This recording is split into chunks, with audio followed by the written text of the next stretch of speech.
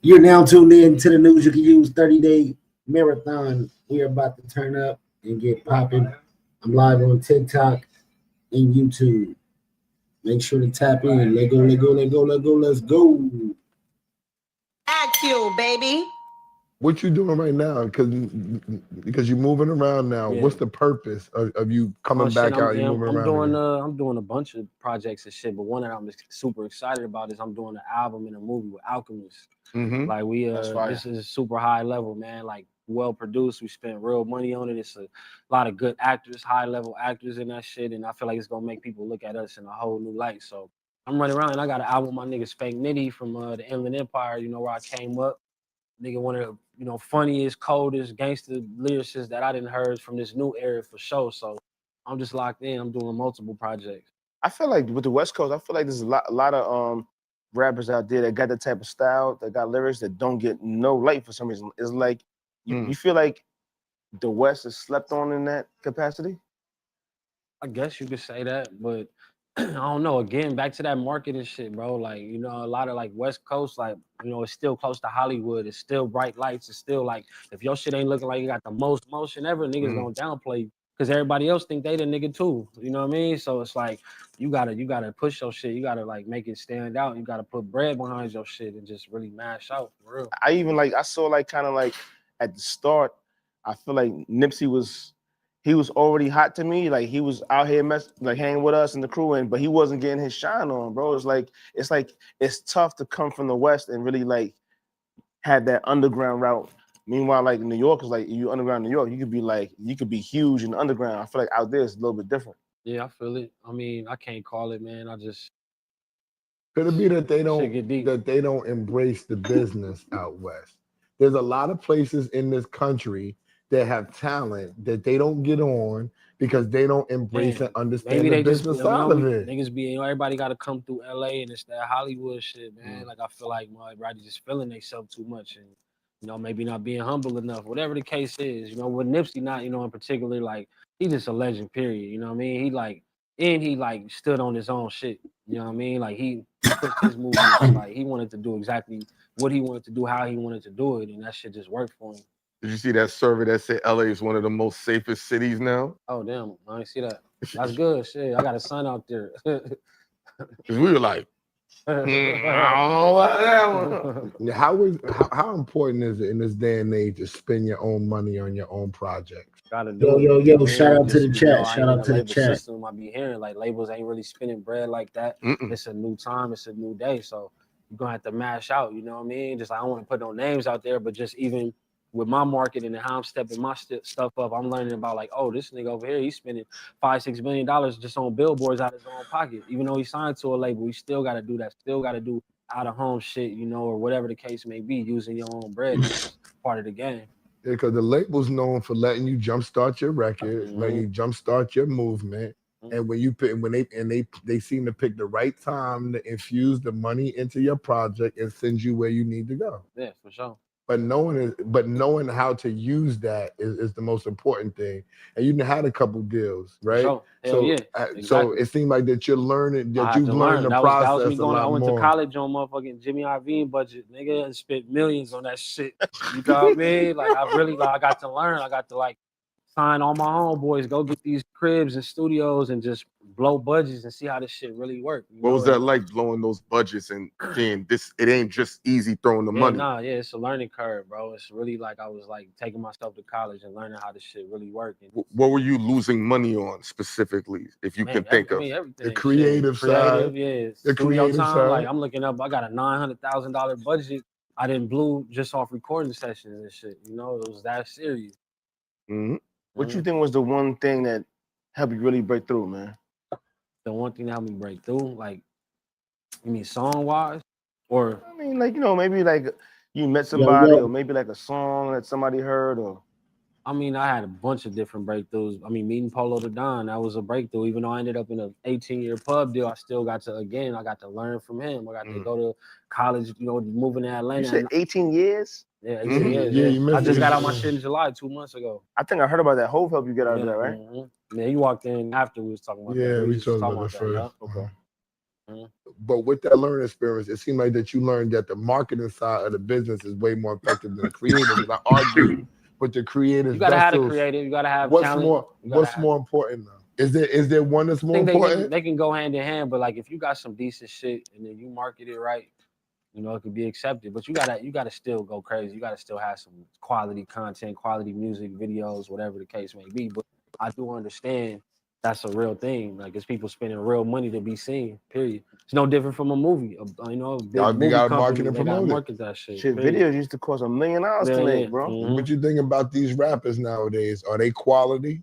Honestly, Yeah, I mean, yeah, it's a bunch of quality motherfuckers out there. Just gotta have that marketing budget. You gotta be put in the people's face, man. That's just all it is right there. Like that's the main ingredient of making it happen. Shout out to my nigga Big Baby. Yeah, man. That's what it is. Motherfuckers out there for sure, but it's also a new day where anybody could just record a song. Now they got BandLab where you don't even gotta go to a studio. You rap that shit right on the phone and upload it straight to a platform. Like, so there's gonna be some junk out there too, but it's some fly shit too, you know. it's hard to find it though, right? Because it's like a whole forest of bullshit, and you gotta snuff out. So it's hard. So what's your patience like now with finding a new artist or a new songwriter or a beat maker? I ain't looking. That's the part like where it's just like I didn't sign so many artists and had so many ups and downs with that shit. Right now, I'm just focused on being the best artist and producer I could be and learning like how to, you know, do the other side of this shit, the marketing, and put myself in the right place. What's the marketing steps to start getting your artist visibility? Man, shit, move around. I mean, obviously now, you know, motherfuckers put up a video freestyle and that motherfucker might catch. You get 2,000 comments, whatever. Like, it's different ways to do it. Because Like, people are struggling to find their footing. I think back in the day, you knew you're gonna be in magazines, you're gonna go sit down with Clue, you're gonna go to the station, you gotta be open to them new platforms. You know what I mean? Open to shit that's like, you know, you might have not heard of this shit before, but you know, these motherfuckers doing numbers on TikTok or they doing numbers on IG or whatever the case may be. I've been doing all type of different platform shit I never heard of, but my manager like, yo, it'll be a good look. So go talk your shit, and you know what I mean? We just get out there. I think the platforms right now is the biggest way to break them. And I'm not talking about podcast platforms. I'm talking about the performance platforms because you can perform different songs, you can get different your vibe visuals out there, and you can collaborate with people. So at least you can get a vibe, and it's cheaper. Yeah, it's cheaper than all this other stuff. See, they'll just have you on. If there's somebody that's unsigned, it might be $300, $500. They can actually pay that and try to get some sweat going on. And then if you get some traction organically, you take that, seed that around, put it on different blogs, and then you know what I mean, just keep pushing that shit. But the knowledge to know to do that is key though, Hit Boy, because it's the majority of the people that's out here that's watching this. They don't know the music. I mean, they don't know the business side of it. They just know the total music side, and they think that if they make something hot, it's automatically gonna get included. That's where the ego comes from. People don't understand this shit, man. It's a long game. It's much more than just making a song or a beat, man. It's a lot behind this shit. Do you think you was better before or you better now as a producer? Bro, come on, man. You can see I just look way than I ever had, my nigga. Like, come on, bro. You said don't play with them. My beats is like looking like this Vanson, my nigga. My beats sound like this shit. But you still feel the same way, although the money's not the same. You still got the same hunger and thirst to succeed, although you've been to the mountaintop already. I got more paper than I ever had right now, bro, and I'm doing other shit to like, you know, outside of music and shit. That it's like I want to just use that bread to fund what I'm doing artistically. I'm not even looking at it like the music industry or nothing. I make art. I'm looking at myself as a straight like a whatever, like a nigga that paint or something. I just make pieces of art, bro, and it end up where it's supposed to.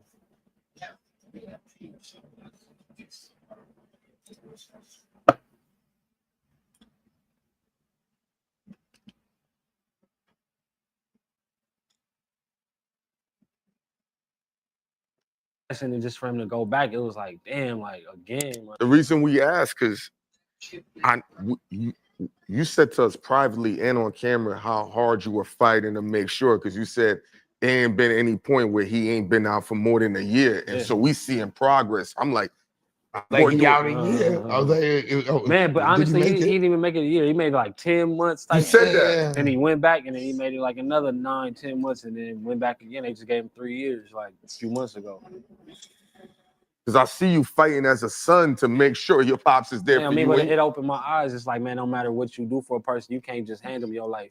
They got to go through their own shit. They got to figure it out. And like, he don't differentiate real life from prison life. It's all one thing to him. So, you know, I can't, that's he That's been a whole programmed nother- that way. That's a whole different thing. Got you. Yeah. That programming. Yeah. Well, I see you was on the low for a minute, and then I see you popped out with that publishing. I was just talking about Man, that. yeah, I have to get low and get my mind ready and get ready for this next level of life. You know what I mean? Just it's serious right now. What was Freedom feel great. what was the situation like in your mind, your thought process being in a publishing deal? What was it, 18 years? 18 years, yeah. And not getting out of it. When you first signed that, did you even think that was even possible? No, I wasn't even. I mean, I wasn't thinking that far. I was just 19 years old. I seen 50 racks. I'm like, man, that shit sound beautiful. You know what I mean? Hold on. Like we was Hold we was, on. It's yeah, 19, bro. 50 racks? For for a publishing deal. Yeah, it was Polo and UNPG that came together, got the situation. And I don't even think that, Polo meant to lock me down for that long. That's just how the contract came about and who he was being advised by, like just make that situation be what it was. But whatever it was, my nigga, I just feel great to be out this shit and I learned a lot and I feel like I'm just getting started. I'm starting over just with more cheese, nigga, more knowledge, way flyer, just like, I'm just ready to take on this shit, bro, and really like get out, the shit I've been getting out. But it's gonna have that black cloud on me. Now I'm thinking with a clear mind. did the business at any point exhaust your creativity? Fuck yeah, bro. Hell yeah. Like I was just burnt out on trying to chase some shit. Like, I'm still chasing financial freedom. I'm still chasing, I was trying to chase niggas in Paris for the longest time. Like, man, I gotta make something bigger than that. When it's like, man, how the fuck that's Jay-Z first diamond record? That's Kanye's second diamond record. My nigga, it's like that shit is a different monster. And it's like, it was never about that. It was just how my contract was set up. It was the ancient terminology and all that shit that was in there that just had me with no real end date. No matter how much work I put out, did a bunch of big records. How did you get out of a contract like that? Man, Jay-Z and Desiree Perez, they stepped in and whatever they did, they got me an end date. They got me an end date back in. How does that meeting happen? 2021. Because you could I say, Jay. I was managed by Rock at that time, Yes. and just expressing my frustrations to them, and like, yo, this shit is like, I'm not allowed. I can't flourish like this. You know what I mean? I feel like I'm just doing this shit for no reason. I'm stuck in this contract, and I ain't progressing through it. I don't know what to do. And they went in 2021 and was like, well, we can't get you out right now because at that point it had been like 14 years. And I'm like, man, I'm trying to get out this motherfucker. They like, well, best we could do, they want to give you 4 more years. They'll throw you a little bag to float you, you can survive and do these last 4 years and you'll be out. In July 2025, 2 months ago, I got out the shit. Did you throw a party? I just threw $1 million party in Beverly Hills at the Rock Nation brunch crib. Yes, sir. That shit was ridiculous. So we shot a video too. Yeah. So I'm gonna ask you a frank question, head boy. You could talk around it or whatever. So all the stuff, because I have a big problem with everybody looking to Rock Nation and Jay-Z to save their life. Oh, I have a problem with that, right? Yeah. But knowing what they did for you, maybe that's why they're seeking them out so bad. Yeah, I mean, I guess so, man. Everybody got their own, personal, relationships with whoever. But, I remember when I first did Niggas in Paris, Hov, he texted me. He was like, man, if you give me another Niggas in Paris, I'll buy you a plane, just on some joking shit. And then I'm like, shit, that this felt like I got a plane, nigga. I got my freedom, bro. Like I'm feel great. You know what I mean? I'm happy for you, my guy. Appreciate it, bro. Yeah. Legendary. What up? Clue in this motherfucker. Yeah. Word.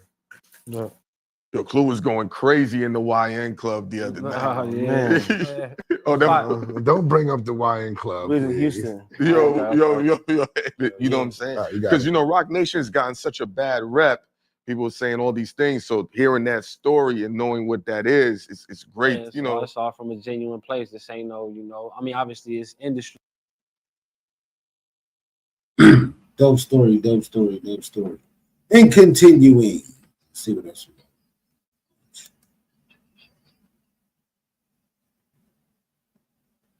got. YF and Lucci.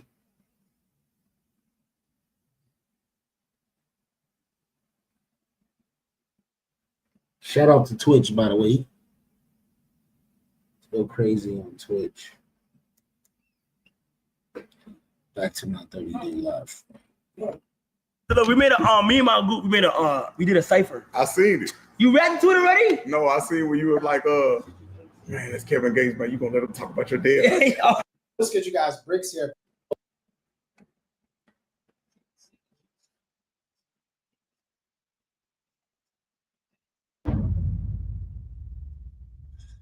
Shout out my boy DeAndre Bonds.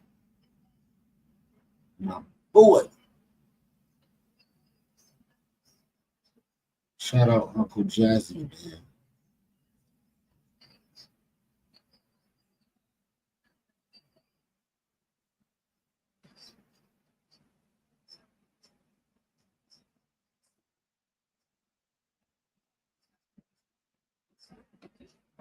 These songs we talking about is my history. I have to fight for them. I think his early experiments with drugs, very much like mine, psychedelic drugs, I kind of influenced a lot of what he did and how he heard music, how he heard sounds. I've seen George do some very wild things on stage, and you know, the sheet with not a thing under that sheet. The audience would respond to this stuff. They loved it. They loved it. At 84, George Clinton confesses secrets from Parliament Funkadelic, and not all of them are funky. Behind the legendary grooves was a band torn apart by lawsuits, addiction, and betrayal. Because they were so talented and they had huge records as well and get paid. Clinton opens up about the early name disputes that birthed Funkadelic, the drug-fueled fallouts that cost him friends and bandmates, and the decades-long royalty fights that stripped him of his own music. Filed a $100 million lawsuit against his former business partner, Armin Baladian, and several music companies, claiming they wrongfully acquired the rights to his music catalog. From Eddie Hazel's heartbreaking exit to the shocking lawsuit from Bernie Worrell's widow, the truth is darker than the legacy suggests. This is the untold story of P-Funk. Brilliant, chaotic, and still unfinished. Still fighting for his rights. At that age, he's just stole his whole catalog. Those songs get played to this day. You know, he gets caught on tape, you know, saying some derogatory, racist things. Did you feel like giving him a hug?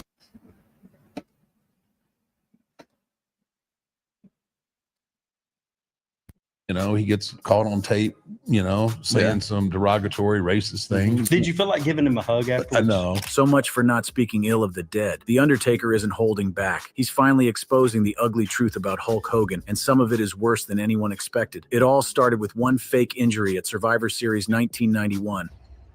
The tombstone that never injured anyone. November 27th, 1991, Survivor Series. The night that would define The Undertaker's relationship with Hulk Hogan for the next 3 decades, brothers. Picture this, a young Mark Calloway, just 24 years old, standing across the ring from the biggest name in sports entertainment history. The dead man was about to capture his first WWF championship, but what happened after that 3 count would expose the real Terry Bollea in ways that would haunt their relationship forever. You see, brothers, this wasn't just any ordinary championship match. This was the night The Undertaker was supposed to prove he belonged in the main event picture. The night he would establish himself as a legitimate threat to the established order. But Hulk Hogan, the golden goose of the WWF, had other plans brewing in that bald head of his. What transpired in those crucial moments would reveal the calculating, manipulative nature that The Undertaker claims defined Hogan's entire career. The setup began hours before the match even started, and it was orchestrated with the precision of a master manipulator. So back then, you know, we would usually show up noon, you know, on a TV or pay-per-view day. We show up at the arena around noon, 1 o'clock. You know, Hogan would roll in about 4 or 5. So I remember getting there about noon, and Hogan was already there. That should have been the first warning sign, brothers. When a veteran like Hogan breaks his routine, when he shows up earlier than usual, you know something's cooking in that political mind of his. The Undertaker knew immediately that something was off about this whole situation. Red flag number 1. Red flag number 1, right? So he goes, hey kid, can I talk to you, right? So We go into one of the locker rooms, into the shower, right? That's where all the business was always done.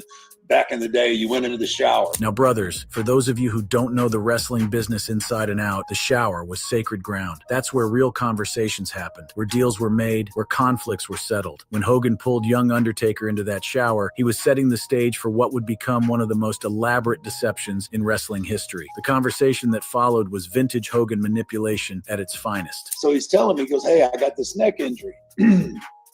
He says, I'm really nervous about taking your finish. Listen to that. Hogan was already planting the seeds of doubt in the Undertaker's mind. He wasn't just asking for protection. He was creating a narrative that would serve him after the match was over. The young dead man, being the professional he always was, gave Hogan exactly what any respectful wrestler would give a veteran. And I was like, Hulk, believe me. I said, I will protect you. I pride myself on not hurting people. And I promise you, I will have you so tight that there's no way possible that you're going to hurt your neck. But that wasn't enough for Hogan. Throughout that entire day, he kept reinforcing this narrative, keeping the Undertaker's mind focused on this supposed neck injury. Every point during the day, I'd pass him in the hall or whatnot, I'd get the, Mom's remember about my neck, right? So that's all I got all day. It was my neck.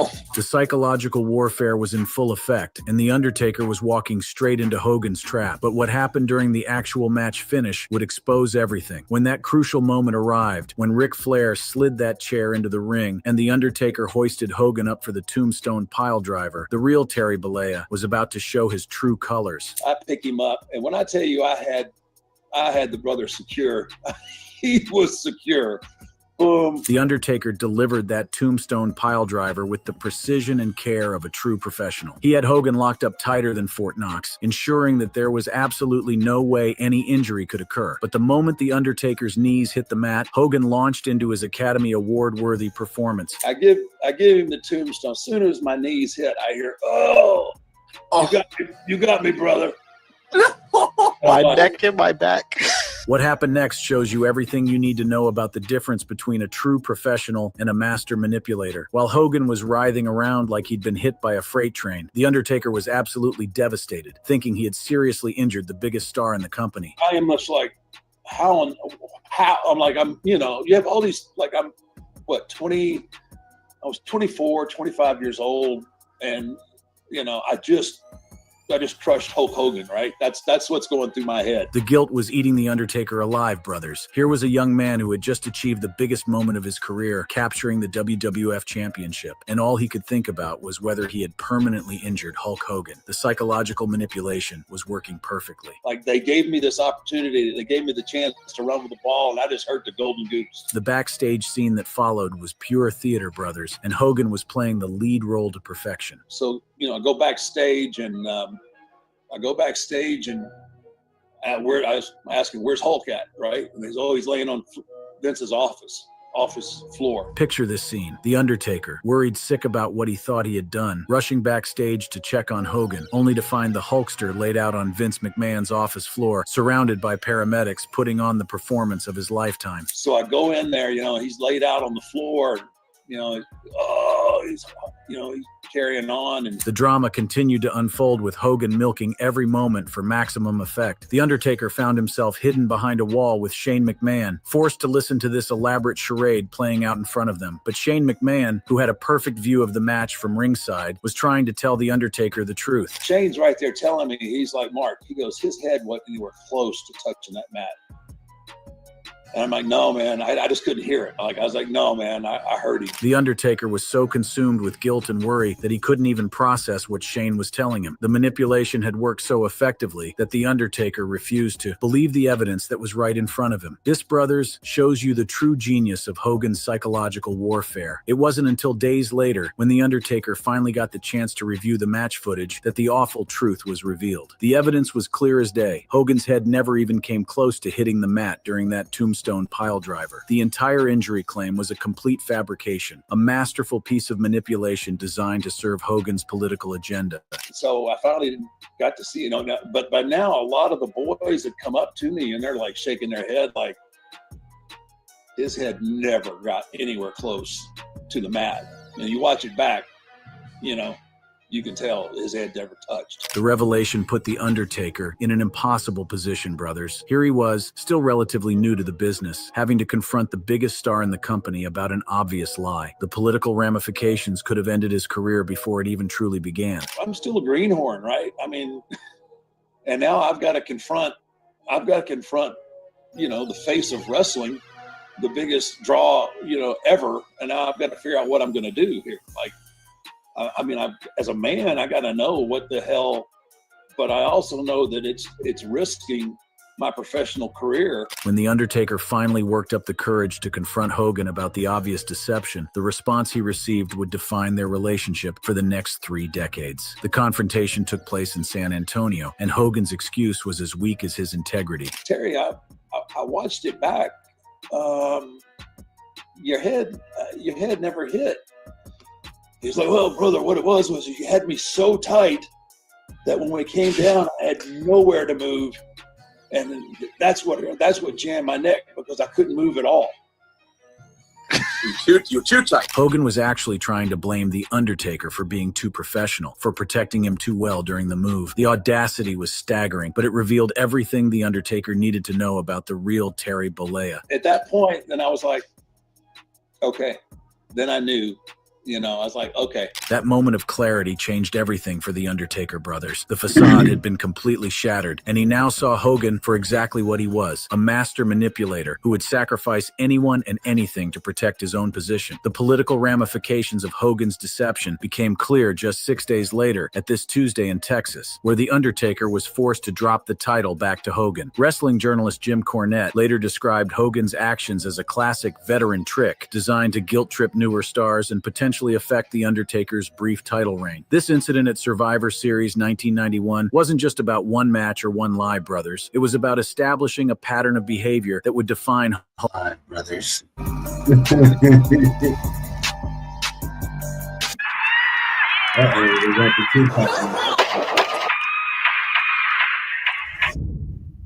Tupac gets killed, who knows? There may have been an LAPD officer right there, 2 cars behind. If you're the chief of police in Los Angeles, do you really want to go digging around in there?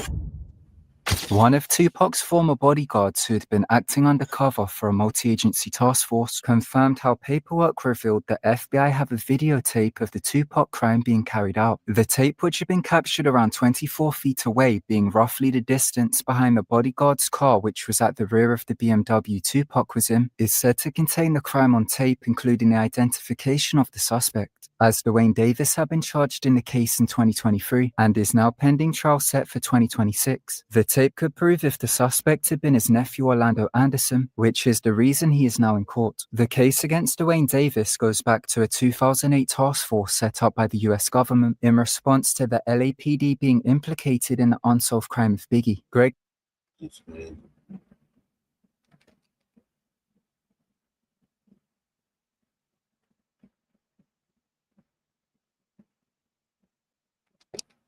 I couldn't live without you. It's gotta hurt when it heals too. Well, I never meant to cause you no pain. What's it gonna be? I can't pretend it kills me. So know how much I really love you. I can't eat, I can't see anymore. Waiting for heartbreak promises. Woo-hoo! I have more than my share. No, this is my voice, and I want to be heard. You know her words, you've sung her songs, but you've never known her name.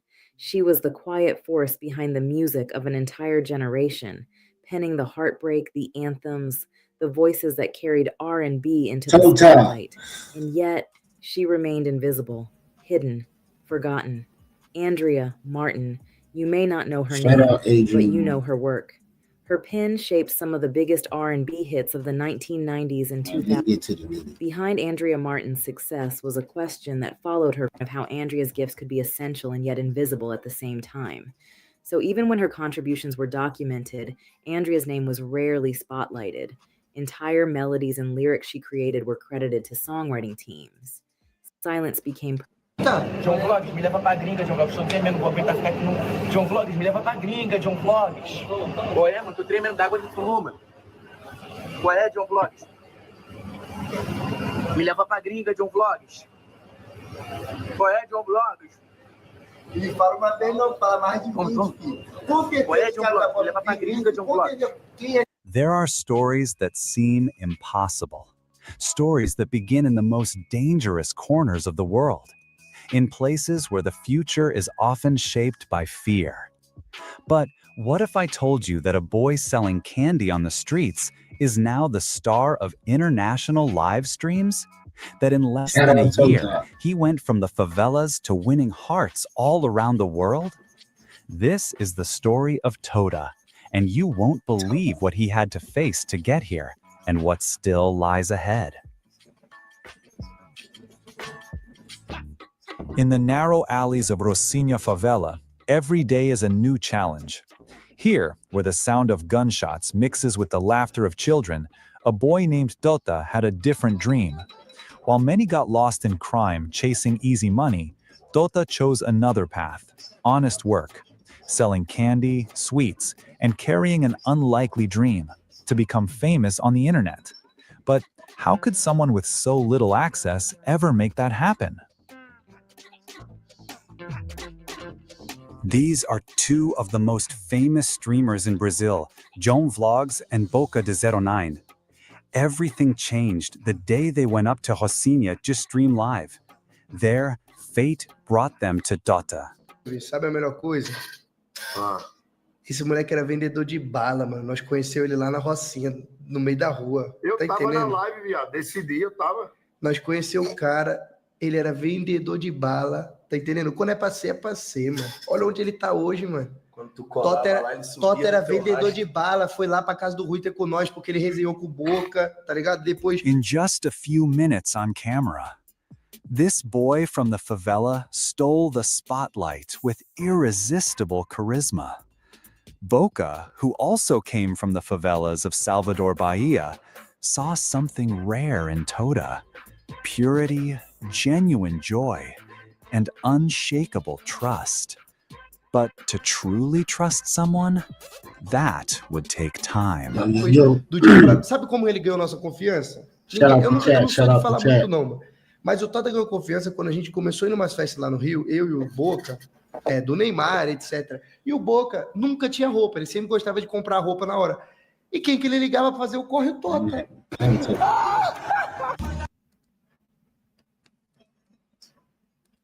Shout out Toto.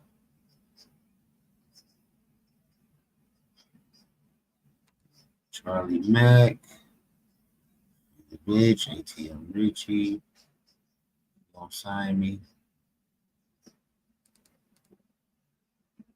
Don't cover. You clicked on this video because a lot of these engineers are starting to smell themselves just a little too much. Presets too high, templates too high, mixes too high. But this one free ChatGPT prompt gives you a custom recording chain for your setup in your recording environment. You lie to me, lie to me, lie to me. I know a lot of artists just be wanting to record themselves and make themselves sound good. So I was like, why not make a prompt for it?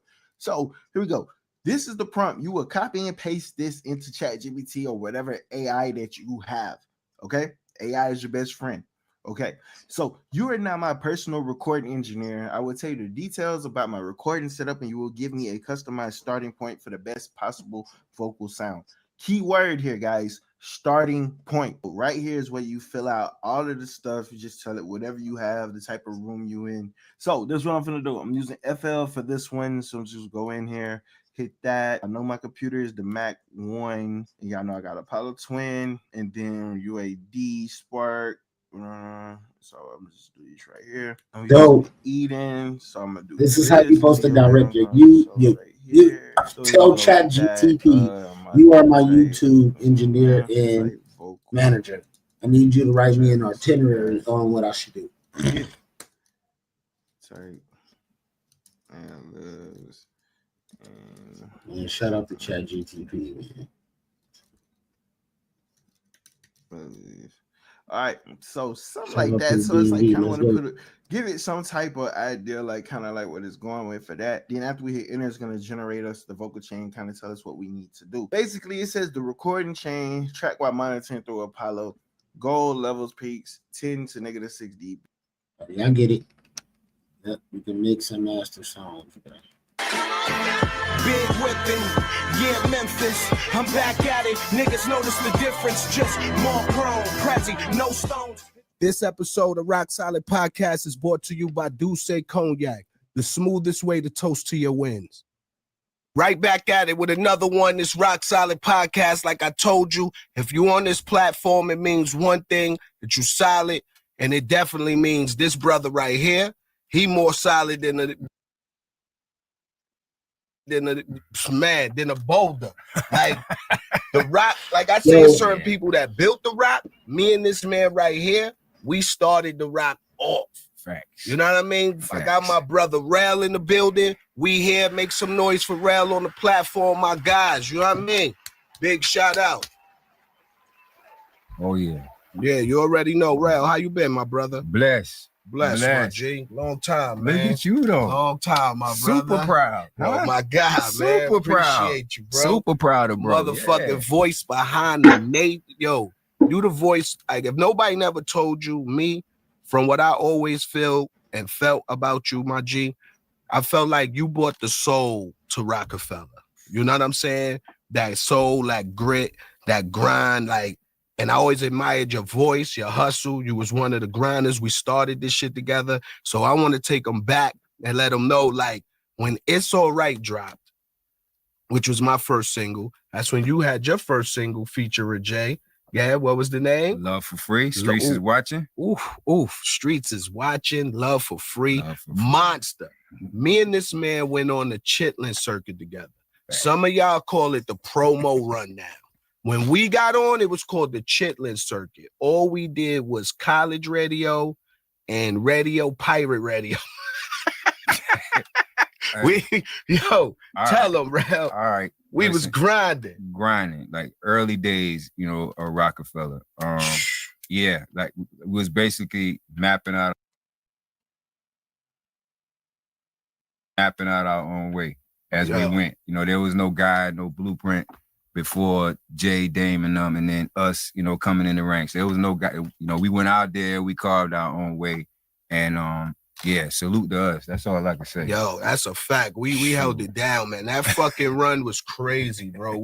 I remember us being in, I think our first city we got to was Virginia. And I remember saying to you, it was me, you, we was on the road. Big shout out to Diamonds in the Rough. They was on the road with us. Word up, Rebel and Chink. I remember we got to Virginia. And my first thing to you was like, yo, bro, we ain't sitting in this hotel all day. We gonna walk the block and see what's out here, man. Remember? Yeah. We went to, I think we went to a TGI Friday. Remember, we met some young ladies and all that. It was like, yo, we lit. We was in there chilling. You remember that? It was a habit I had. Like even once we got off that tour, I was everywhere I went. You know, you ask my management team, they'd be like, "Where's the dude at?" Because as soon as I get my bags in the hotel room, if I got downtime, I'm with the locals. Hey, that's right. What's happening? Where this at? Yo, where that? And I think take me over there. Like I think that tour is what started it. I remember we left too the day DMX, rest in peace, DMX. Remember his album dropped that day when we first left to go on the road. Yeah, it's dark and hell is hot. That was the soundtrack to the tour. The so you know tour. We was on tour on Demon Time.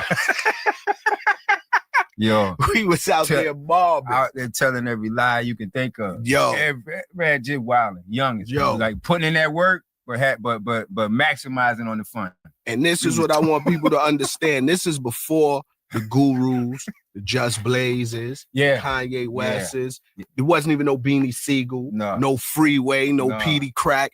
It was just me, Rel, and Diamonds in the Rough, Rebel and Chinks, and that's it. We was out there mobbing, and they used to perform making the dough. I love the dough. We need the dough. We need the dough. Yeah. I was performing It's All Right. Rel will come out there, shut it down, love for free. Then they'll come get the party cropping with I need the dough. But Rel used to take all the chicks. Nah, not true. I ain't gonna lie. Rel came out there with that. He hit you with that.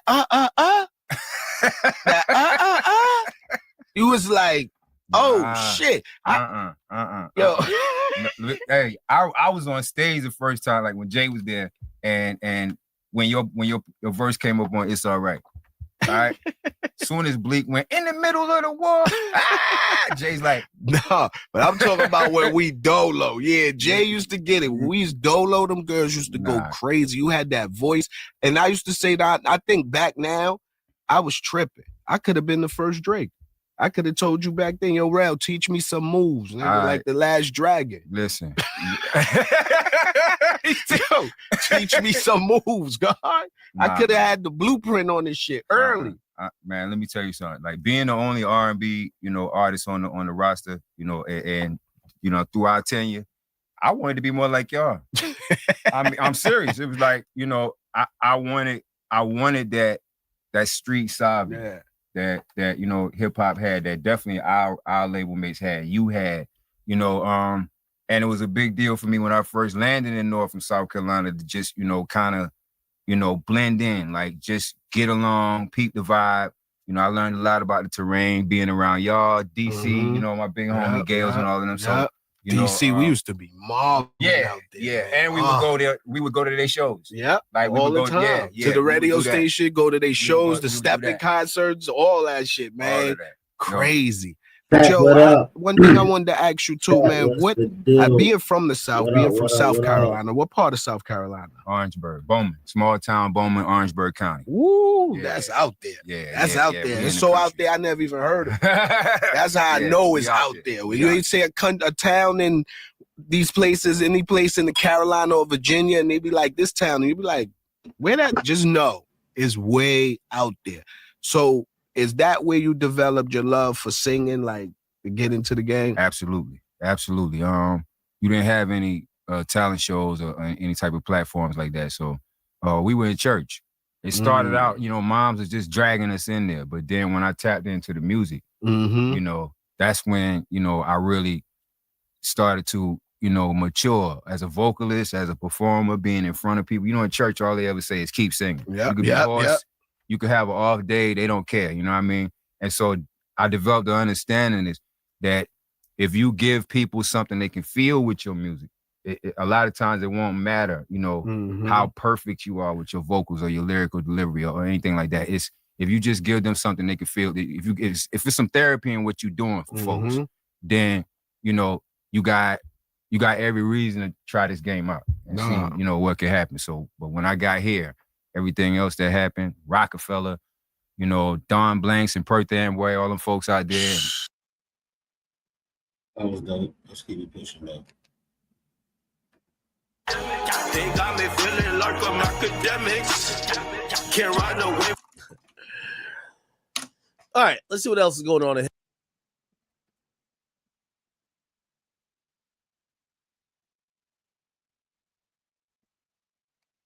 All right, what's good, YouTube? It's your boy Dub, and I'm back for the.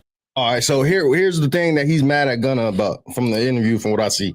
He said that Gunna took one of the first pleas, which I think he took the second or third. I think it was the second. DK went home first, then Gunna.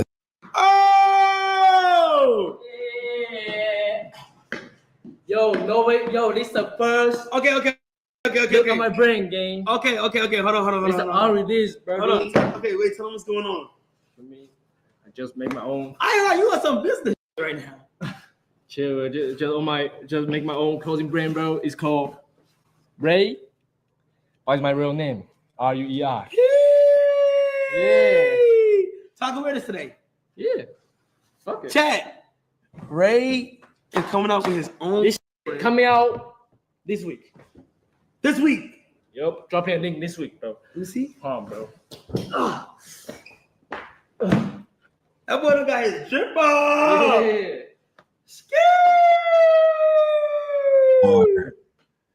Well, yo, this like 4 color. Like, which one you the most? Oh my gosh. Hold on, Rayquan. Yo, you know I designed shit myself? You sat there and designed it? Yes. And for me... Wait, some don't have it on the back, or do all of them have it on the back? Huh? Do all of them have this on the back? Or do you?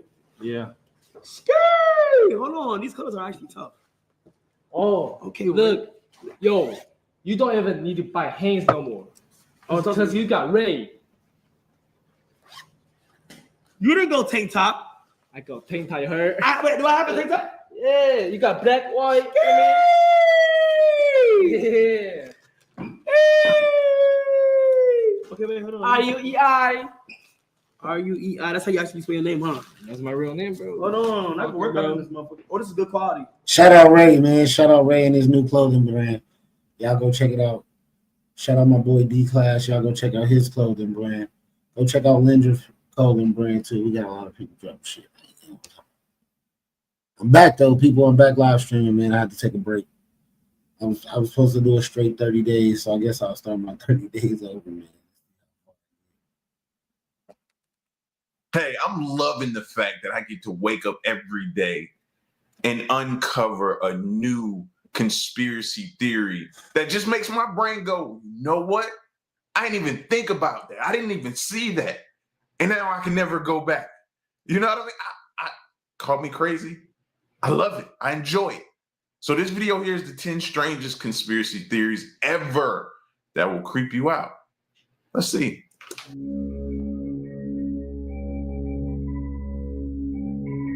There is much that we don't know about the hidden worlds of our leading celebrities. Rumors, secrets, and conspiracies abound, forming haunting conclusions about the lives of famous societal idols. Number 10. Jane Mansfield's story begins in 1933 in Pennsylvania, a time when she was born to the name Vera Jane Palmer. In her late teenage years, she married Paul Mansfield, and by the time she turned 21, they were living in Hollywood with their child. Jane, despite her talent and good looks, struggled to find opportunities in the district where everyone seemed to rise to fame. Luckily for her, she would later find herself being one of the first ever Playboy bunnies, and she certainly exploited her advantages. In 1955, Jane's career would see an exciting change. It was this year that she received a reward within her Playboy career, throwing her into the view of the nation's leading directors. It didn't take long for the now aspiring actress to learn violin, piano, and 5 additional languages with a claimed IQ of 163. Jane played the role of Rita Marlowe, the fictional actress in Will Success Spoil Rock Hunter, which was later adapted into a film. Unfortunately, her film career would be short-lived. On the 28th of June, 1967, she was in Biloxi, Mississippi. She was due to travel from there to New Orleans for a television engagement. 3 of her children traveled with her in a 1966 Buick Electra, with a man named Ronald Harrison at the wheel.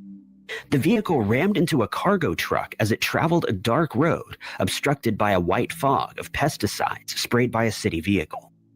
While the children survived, Jane, Ronald, and her then boyfriend, a married lawyer named Sam Brody, were declared deceased at the scene. It was this unfortunate accident that sparked the various conspiracies that followed. Some suggest that she was a Satanist and that the Church of Satan, controlled by Anton LaVey, may have had something to do with this tragic accident. There's no doubt that Jane was connected to the church that she visited in 1966. It was there that she was named the High Priestess of San Francisco's Church of Satan. The conspiracy that she was a Satanist, though, was all due to a misconception as to what the church really is. Anton LaVey actually didn't believe in Satan, including Madonna's tribute to the late Michael Jackson and Lady Gaga's paparazzi performance. But maybe that's the intention of the interruption. According to some theorists, this random rivalry was entirely the fact that both of the celebrities are wearing red was no coincidence, and the colors hold some significance. It's said to be a hidden meaning of both power and influence. Talented singer-songwriter and a worldwide superstar. She captivated her audience with her heartfelt songs and the catchy melodies that accompany them. Swift had shown a keen interest in music from an early age and progressed quickly from her role in children's theater to performing in front of thousands. This celebrity went on to win 14 Grammy Awards, a Primetime Emmy Award, and 40 American Music Awards, among many more. In 2009, the MTV Music Awards took place, and Swift was awarded Best Female Video for her song You Belong With Me. This ceremony, though, is infamous for a different reason. After receiving her award from her then boyfriend, Taylor Lautner, the celebrity began her acceptance speech. During the speech, though, Swift was interrupted by Kanye West, who walked on stage and stopped her whole speech. He then told her that he was going to let her finish, but he just had one thing to say. And he claimed that Beyoncé had one of the best videos of all time, while Swift stood there absolutely humiliated. Later that evening, Beyoncé would win a more prestigious award, Music Video of the Year. She then invited Swift back on stage to finish her botched speech. This interruption ended up overshadowing everything else that had taken place that evening, including Madonna's tribute to the late Michael Jackson and Lady Gaga's paparazzi performance. But maybe that's the intention of the interruption. According to some theorists, this random rivalry was entirely fake, and it was all a setup. All publicity is good publicity. Right. There are theorized reasons as to why it was faked in the first place, with the first hypothesis centering around the three characters involved. Some Just like speculated the that Will Beyonce, Smith and Swift, and West whatchamacallit planned this interruption. situation. After all, they did see a boost of infamy after the fact. Both West and Swift got a whole lot of press after the incident, and so did Beyonce after her good deed of bringing the singer back on stage. Some conspiracy theorists, though, took it to the next level, and this time it involved the Illuminati. This outlandish theory places the biggest star of 2009, Beyonce, as one of the leaders of the shadowy organization. She and her husband, Jay-Z, seem to be living on a different level of success and power. Beyonce is also known to flash a triangular hand symbol from time to time, which is known to be associated with the Eye of Providence, linked to the Illuminati. Theorists also pointed out that she's known to incorporate other symbols in her performance. One instance was at the 2017 Grammy Awards, where Beyonce was wearing a goddess-style outfit. This fueled rumors that she was a supreme leader of the Illuminati. But how does this tie in with the whole Taylor Swift-Kanye West incident? Well, to be inducted into the Illuminati, one must go through an initiation of sorts, and celebrities supposedly get the worst of it. In this case, the initiation was public humiliation. These public humiliation rituals are performed in an effort to emphasize the differences between social statuses. Passing the process of feeling shame and humiliation and accepting the loss of social status may bring the candidate into the organization. If the ritual was done towards Swift, who was 19 years old at the time, then she took the humiliation pretty well. Tears undoubtedly fell backstage, but in front of her vast audience, she held it all together. Swift was also due to perform her song later that evening, and that she did, after plastering her face and changing into a red dress. She effortlessly and without hesitation got through her performance. She wore the same red dress on stage again that same night. This time, it was when she was invited back on stage by Beyonce, who had just received her reward. Beyonce was also wearing a red dress, which added to this conspiracy. According to theorists, the fact that both of the celebrities are wearing red was no coincidence.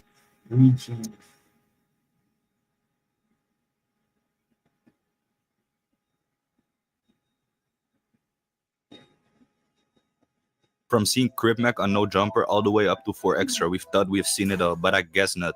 For people under the 20, you're probably thinking, who the fuck is Stu-Boy Blue? And for people 25 and up, you might be sitting there thinking by yourself, damn, what the fuck happened to Stewie? Today, we're diving into one of the strangest and saddest stories out of LA, the weird and devastating rap career of Stu-Boy Blue, once considered a Hood trophy and now known for one of the wildest No Jumpers interviews in history. Alright, so normally when I watch an interview, when I'm done, I know more about the person. After the Stu-Boy Blue interview, I only had more questions. So welcome to 5-8 Media. I'm Henny, your online host with the most. Take a sip and light your smoke, because we about to get right into this. Let's go.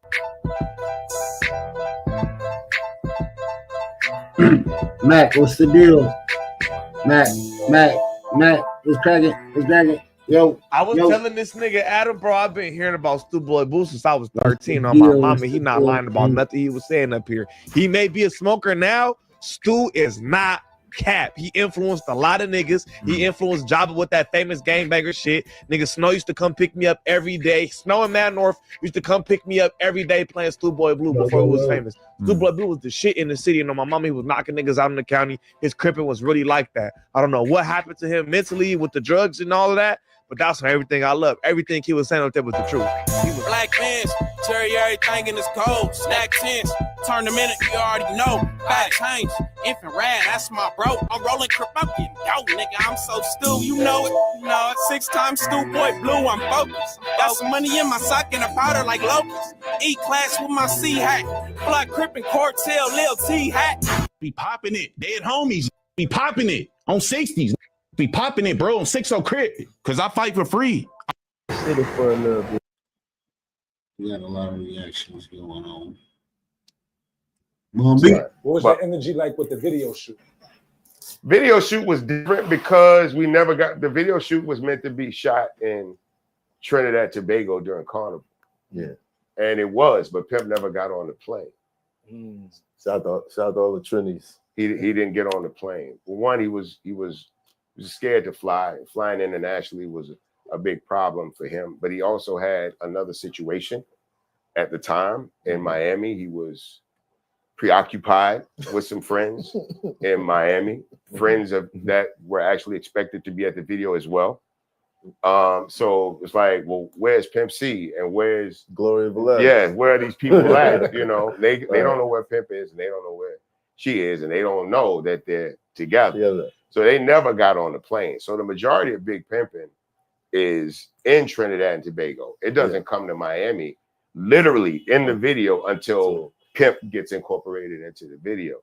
That's all pickup shots that we had to do. And so, and then here's the other thing, right? So I'm a very lo-fi guy, right? I wore a bunch of jewelry for a very minimum time. I was a solo artist. I needed to be looking a certain way. So I've never really been that kind of dude. You know what I'm saying? I didn't show up with a bunch of designer shit. I'm like, where's the free Rockaware shit? I'm wearing that shit. Give me the free shit. They're like, you passed on it before, nah. Yeah, exactly. And Pimp shows up in a new convertible 600, right? That nobody has yet. He's one of the first people to have it. He pulls up with Gloria, you know, and they're looking at him, and they're looking at me, and they're looking at him. And Pimp's like, Bumpy, don't spend this money on this dumb shit. You know what I'm saying? So because the whole time I'm assuming they think I'm broke. Right? I'm assuming they're thinking I'm whatever it is. And then they see Pimp pull up, like Pimp got cars and he pulling the mink coat out the back and he hopping out with her. They're like, where's your shit? Like, where's your shit? Where's your shit if you niggas got money? And Pimp could see it in their face. Hey, that nigga don't do that shit with his money. He don't fuck off like that. Yeah. That's my thing. And then they came out the dressing room in the mink coats on the beach in the car, and Hov was like, your brother's a star. And every time he ever see Pimp, we were ever together, he would see Pimp was doing something so crazy and so audacious, and everybody was loving it. And then Hov would just be like, this nigga's a star. This nigga's really, really a star. It was evident. You couldn't dim it. You know what I'm saying? You couldn't dim it. He's not even here anymore. And I would argue Pimp C's presence and his memory and his impact resonates deeper today than it ever has. There's very few artists right now that want to look a certain way that can do that without incorporating something that Pimp C did before. It's ironic that that song ended up, as much as he kind of pushed against it, the video and the song ended up being like an anthem for him worldwide because it's saying his name in the hook. Like it's like the international pimpin' anthem. But UGK was Pimp's baby, and he had put his heart and soul into it, and he didn't want to do all of that to get to this point and do one song with somebody and have his legacy perverted. That was the way he looked at it. I would rather not do this record if doing this record means that I have to compromise some part of myself to fuck with people that like this record. You know what I'm saying? Like, in order to increase my fan base, do I have to make more shit like this? Because I don't make shit like this. And I don't want to make shit like this. Funny story, man. When we got ready to do the next album, the label, Jive, was like, let's do a Big Pimpin' 2. Right? Let's buy Jay-Z. Right? Let's buy Jay-Z verse. Let's buy a beat from Timbaland. Let's get a video from Hype, and let's do it again, boys. And I was like, if I don't do a song with Jay-Z and Timbaland, do I still get a Hype Williams video? It was like, well, why? And it was never no. It was like, why wouldn't you want that? Why wouldn't you want to do another big record? What, besides being 2.5 million in the hole from the first song we record? God damn. I mean, 2.5 million. Well, they're gonna buy a verse from Jay-Z. Yeah. They're gonna buy a beat from Timbaland, and they're gonna buy a video from Hype Williams. Like swap. What do you Nothing. mean? It wasn't like, our rappers swap it out. Yo, I'll do a verse on your project. You do a verse on my project.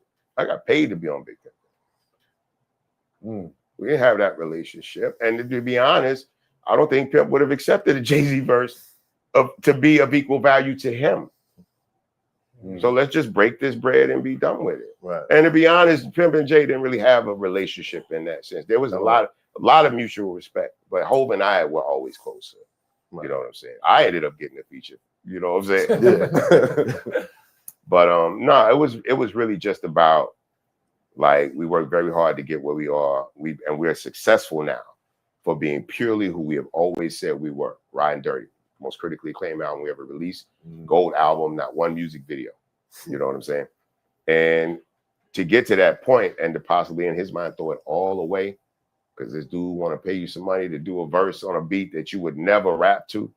You know what I'm saying? It just seemed like a lot. And it took a lot to kind of bring him back around to the idea of being a part of it, to the point where I just like reverse psychology. Like, fuck it, don't do it then. Fuck it. Like, don't even worry about it. Fuck it. We ain't gonna do it. I'm just telling me we ain't gonna do it. You don't want to do it. Fuck it. You know what I'm saying? All right, Pee Wee. Fuck it. I'm gonna do it, man. That was my nickname with Pimp. Oh wow. Was Pee Wee. It was only two people in the world that called me Pee Wee. It's Pimp and my other homie Wee. Those are the only people that in the world that call me Pee Wee. Vaughn, was there ever a point where you and Pimp were just in a room, just y'all two, and he looked at you like, "Ah, yeah, I'm happy we did it." Every time. Yeah. That's one thing. There was full deferment, right? Pimp would produce the beat. We decide on what it was going to be. He write him, I write me. No, I mean the big pimpin'. Was there a point where he's like, "All right, yeah, I'm happy we did that song specifically"? No, not in that sense. I mean, he was glad it worked out, but Big Pimpin' was not like in his top 10 UGK songs. Like, he didn't even want to do another one. Oh, I gotta start using my OES. No, I didn't. It never even got to. I'll be honest. That conversation never even got to Pimp. Oh damn! I rejected it on the notion, on the principle of the idea that the only reason you would be willing to make that type of financial investment in me would be if I brought these people along. I helped make that record what it is too. You know what I'm saying? So I ain't just show up like a car and park. Nigga, I'm active in this. You know what I'm saying? I spit a pretty nice verse on that song. I feel like it's still, oh, yeah, you know what I'm saying? I feel like coming straight about the black bar. You know, I love a stain. I love a stain. So step back and keep my scenario. My bad, that's my scenario. But it was really like it was the best of everything that hip hop represented. Yo, for us in New York, let me just speak for everybody in New York. We loved that record. Word. To this day, there's nothing New York about it. First of all, I was never used to hear somebody from the South speak so clear. Like the way you deliver and the way you enunciate every word, it's like, yo, it's a punch. Boom, boom, every time. Yeah. So when I first heard it, I'm like, I was like, yo, who is it from Houston? This was supposed to be a party record. And it is a party record. It's one of the biggest party records ever made. But I'm not giving a fuck about the party. I don't give a fuck about it. And that's what we love. I'm finna rap against Jay-Z. These motherfuckers know we carry more heat than I came to rap. We're gonna pull it out over a little shit. You know what I'm saying? I'm coming. I'm aggressive. I'm aggressive, and I don't know. I don't think he expected. He knew I was nice, but I don't think he expected me to come with that. This was supposed to be just about girls and that type of shit, and it is. In essence, that's what it is. And it was a long. But I'm gonna talk about this shit a little bit different than the average girl strip club shake your ass type of record. I'm on a record with Jay-Z. People that hold rap at a high quality are going to hear this record. This how they need to hear me rapping with Jay-Z. Now, if he do something different, that's on him. He got a million examples of how nice he is to the people that listen to him. I need the people that listen to him to know I'm nice. He still felt compelled to add a fourth verse. That's not what that is. It's not a short version and a long version. That's not what that is. That's publishing. That's publishing. That's ownership. We owned more of the record because I did the hook and we had two verses. Him adding the other verse evens it out. Holy shit. Wow. Go read the book, you illiterate son of a bitch. What the fuck, man?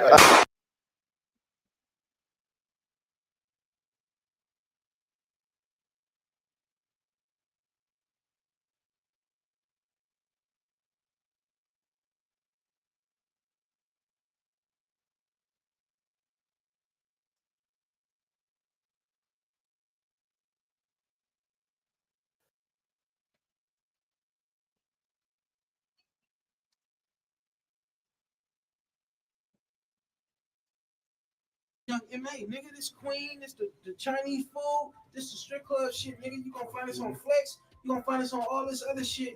This exclusive shit right here, nigga. You ain't gonna find nowhere. These 5 visuals, nigga. This ain't nothing. This ain't nothing you gonna ever hear on no mixtapes or none of that shit. This Frisco, nigga. You know, yeah, nigga. And then after that, the next 6 videos will be from volume 1 to volume 2. 3 off 1, 3 off 2, nigga. Music videos. This is just nothing but illustration of me. Born Marvin Watson Jr. in March 19.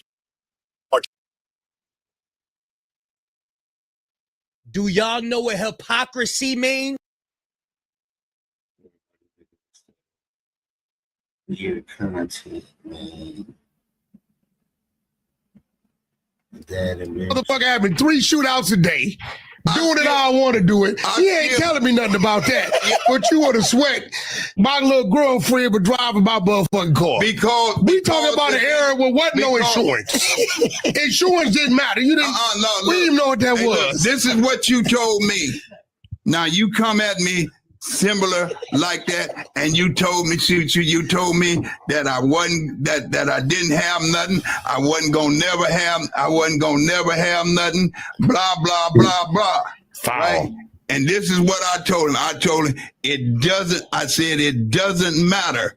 You is our responsibility, and anything. How was I your responsibility? Hold on, how the fight happened? When the I'm fight your started? no good daddy. How was I your responsibility when you never took responsibility? Okay, regardless, but we're talking. Okay, now watch this, nigga. I'm running with my team at the time, so we ain't tolerate. I don't give a fuck who it is. So y'all gonna jump your pop? Nigga, we gonna do whatever we gotta do. Been thugging it out through the mud with this YouTube shit, man. School really been on this shit, man. That guy on it, niggas been on it. Hey. Yo, what's good, YouTube, man? It's your boy BT School TV, and I'm back at y'all with another reaction video, man. And before we get into this reaction video, if you're new to the channel, go down there, hit that subscribe button, hit that like button, like you like something, and turn on that notification bell so you can be notified every time I upload a video. And hype me up, man. Hit that hype button for me and join to be a member, because we will be going up. I know y'all seen the numbers continuously rising from, you know what I'm saying, when I had took my break. Well, I'm back now, but we got WAC 100 sit down with his pops, Robert, Adam 22, and YSL Woody, man. And they get into a little, you know what I'm saying, a little heated conversation between Pops and WAC, where a question was asked to the Pops, where how did he feel about R&B? He was like, shoot, I thought he loved, you know what I'm saying? I thought he was in love with the first one. I thought he found his love on the first leg, talking about WAC 100 first wife. Well, Pops didn't really talk too much about it, but this just goes to show you that WAC will turn up about his lady, man, as we can see. But you know, it was a Yo.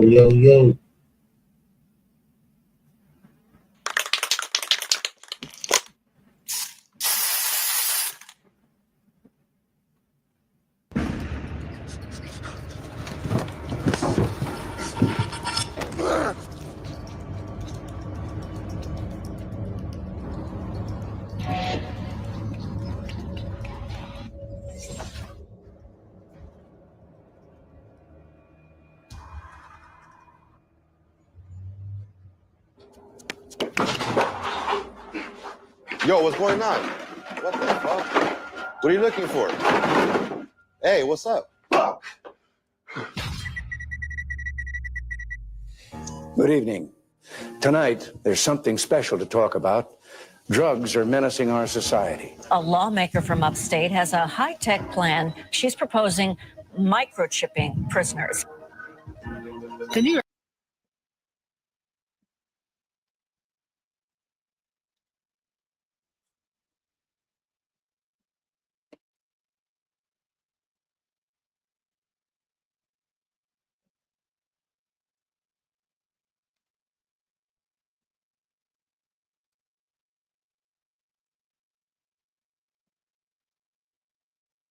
The game is very simple. If you're mafia, your objective is to murder everyone and no one detect you.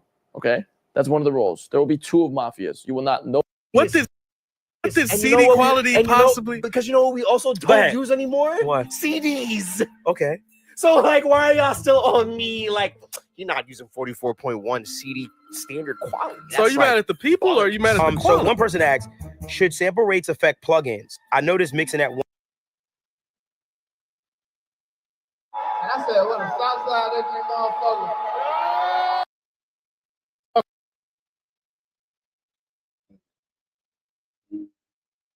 motherfucker. Dear Savvy. Now again, rewinding back. Yeah, you protecting Pac from himself. But when he came to New York, and you know, heard so many stories from across the room in here on how Biggie and Pac was close, they was cool, they was friends, they was that. How did all of that go wrong, in your opinion? The quad shooting, it changed everything. It changed the scope of their friendship. It changed everything. And then Pac was going through his shit with the sexual assault case. It just changed everything. Because I met Pac when I went to do my little blinking, if you miss me part in Juice, that's when I met Tupac. And I had Stretch with me. I had never been like a big weed smoker, but him and Stretch hit it off brilliantly. Right.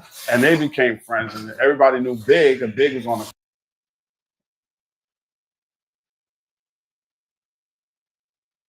Okay, so are you aware of like what's going on with Barroway and all that as far as like the Rich Trapper situation? I seen that. I don't like him, by the way, but I seen something about it. He talked to me about it yesterday. I didn't like really pay attention to it. I really don't know what's going on. If you want to explain. So I did a pod. Yes, I went on their pod yesterday. That's my boy. LA. Barroway. So I was with Rich Trapper. He was up there. Yeah, he was up there in front of the homies. They didn't. No, he wasn't on Viral Way. I was about to say, I thought he was up. Okay. No, so I was on a day in LA. I was on Dijon Paul's pod. So two gay niggas. Okay, makes sense. But first guest appearance is the I gay was the podcast. third. I was the third. All right. And honestly, I could say, per my observation, I don't think Rich Trapper actually gay. I think he slays a lot of poon. That don't mean how many gay married? What you Facts. mean? Be men in full with kids and children and all kind of shit. Bro got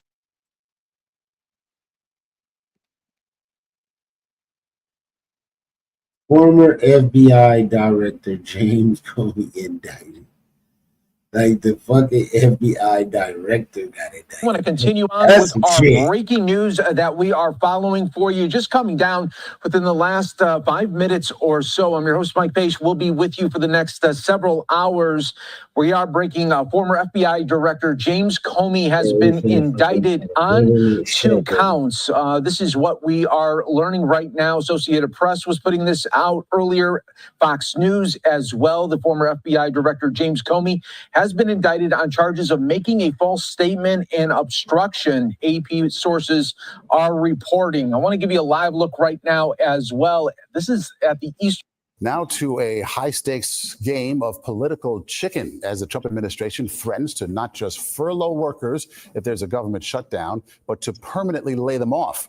Democrats are pushing back, calling the threat an intimidation tactic.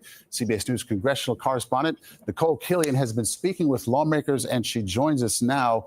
So, Nicole, where do we stand right now? What does this exactly amount to on this memo? Well, basically, what this memo advises is that federal agencies should consider a reduction in force if it involves a program, project, or activity that is not consistent with the president's priorities should there be a funding lapse. However, that's crazy. For nearly 30 years, one part of Tupac Shakur's story was never touched. In one of the most notorious cold case killings in modern American history, and this morning, the man known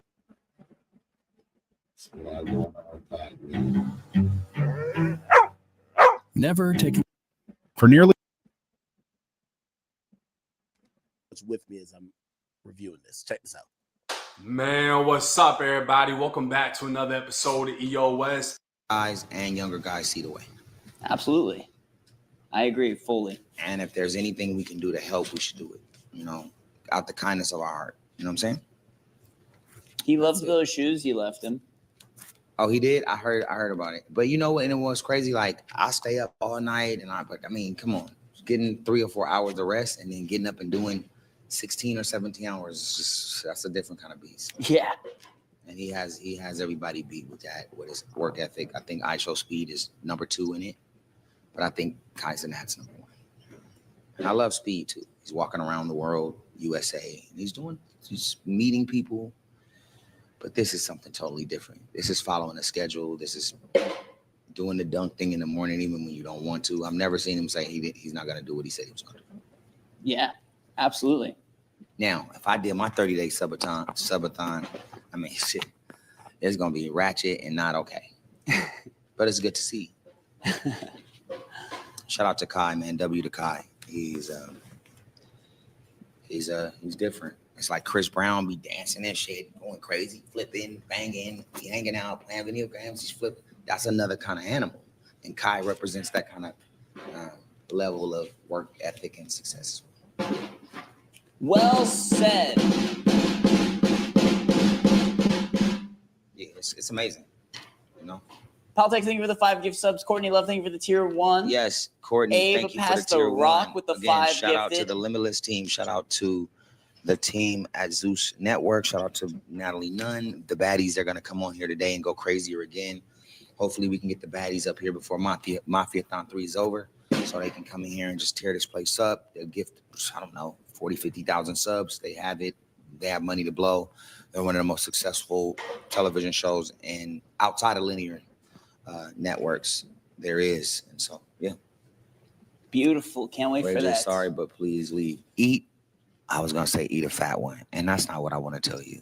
You can't focus on one negative comment. All the positive ones. I didn't want to say eat a fat one because I love that person, and I love everybody that's saying W Ray J. I love everybody. I still want on a fat one eating. I want mine eating.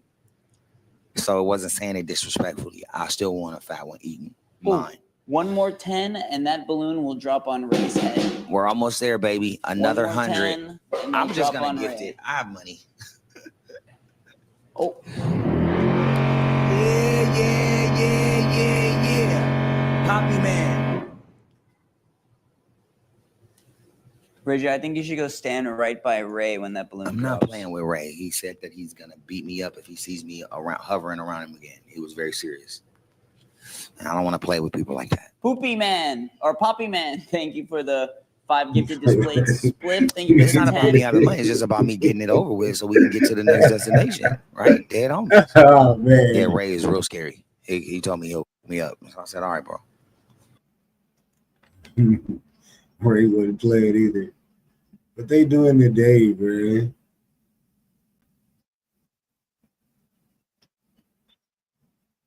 Oh, this is hard.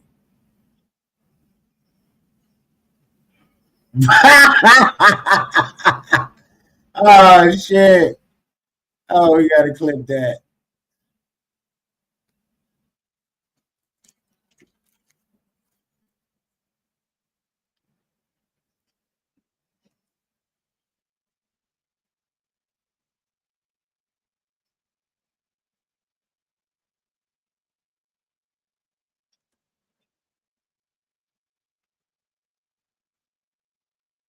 Let me get my clips. Get my clips.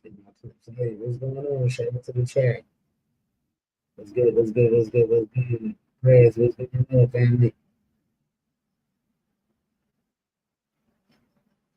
I'm over here live streaming. I'm like, let me jump.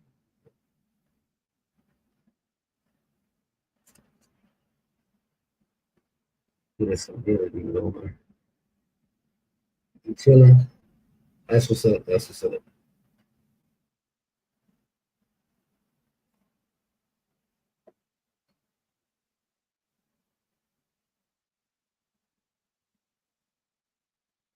Yeah, hello. Pray you having a blessed day today.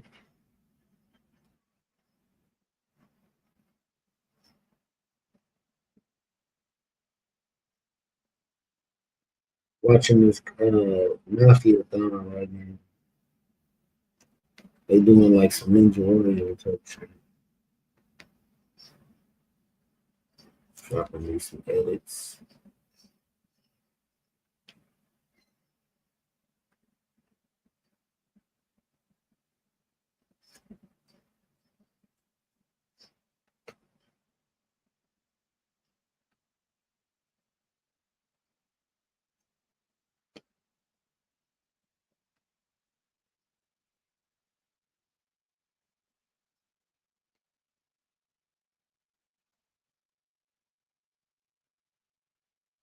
Thank you, thank you, thank you, thank you.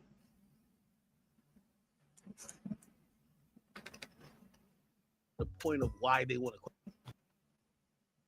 to.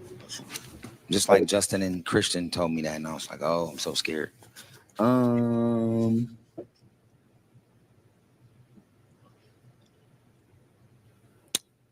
You do that, I'm gonna say you set up. Bow Wow is my friend, but Bow Wow, you're not okay right now because you know you can gift the subs. You got a stack of Bow Wow. Go ahead and gift the chat 1,000. The problem is y'all celebrities don't want to get a Twitch account and get an account and put your credit card down. And that's what I got a problem with. Everybody coming here promoting their albums.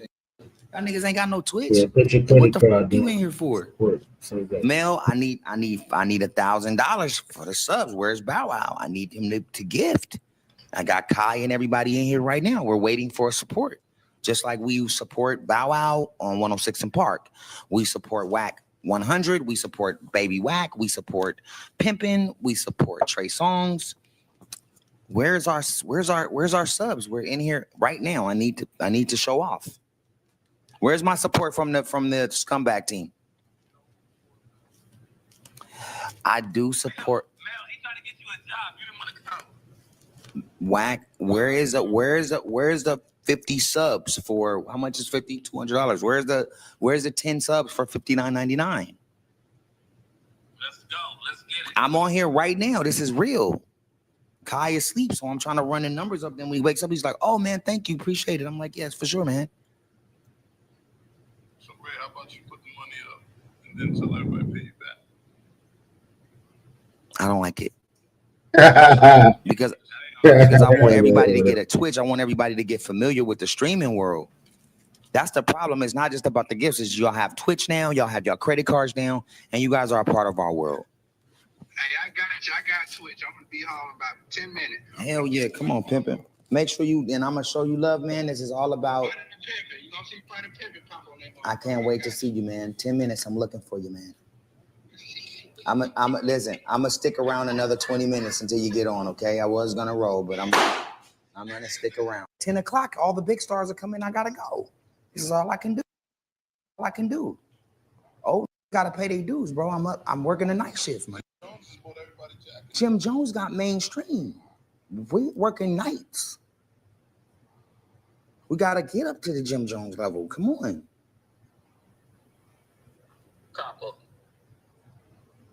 Come on, bro. Let's do it. All right. Send me the money that you want me to. Because honestly, no, I have the money if I want to give to myself. Honestly, when he gets to 728,000, he's going skydiving. Now I can go on that trip if I'm a part of the celebration, but if I'm 5,000 off my, then that ain't it. Somebody give me 100,000 right now to Kai stream. That's 10,000 subs. Where's skydiving at? I don't know. He has to get to the 728. Somebody send me 100,000 right now. I'm gonna send y'all my wire. I don't want to talk about it anymore. Send me 100 grand for Kai Sanat's thing. Stop playing with me. 100 from all my friends. Y'all always eager to throw money in the strip club. Today is the day. My boy Ray going crazy. They're not gonna send it to me. They're not gonna send it to me. They're not gonna send it to me. It's crazy. Might send me like 1,000, 2,000, 3,000. They're not gonna send me 100. Is you out of your mind? Who you think you talking to? Damn. Yeah. All I was trying to do, support. Support the homie, bro. I'm prime time. Look, Ray J, ain't nobody here with me on the Mafia-thon 3. I owe this nigga, bro. What's up? I can promote anything right now. I'm not because it's janky, but I can. And I want to thank him for this opportunity by gifting. Facts. Like putting on hey, this nigga is right though. Like he can put on a hat, a jacket, anything to promote right now. I see all of them. and shout They're it all out positive. Thank for you. a good Thank you. Thank you. nigga, 100,000, 200,000 because Thank you. And I the love y'all. Period, amount blood. I mean, of period, blood. publicity that you getting. Matt Management, thank you for the crazy. Here go my shoes right here. Ray's balloon popped.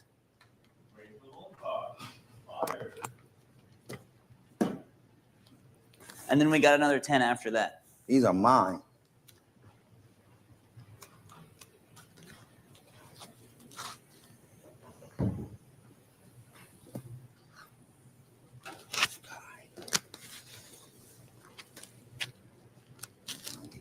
Up. Chat!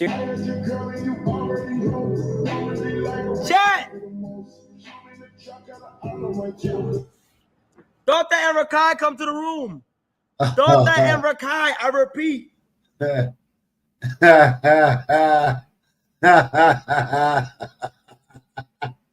Oh man, it's crazy, man. Don't thought ever come. That is crazy. Oh man, what the fuck, bro? I exactly influenced him for this. Rakai.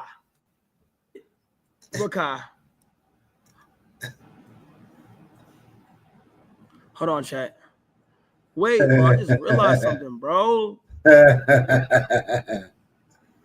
Oh my god. Guys, like make it so what does the balloon do? No, why they got that on? No, that's after. Don't touch nobody. Don't fall under my body. Let me tea.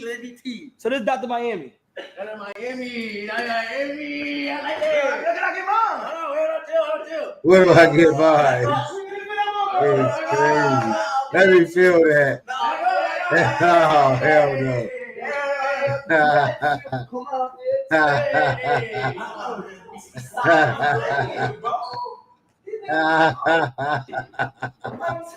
Look at how he looking.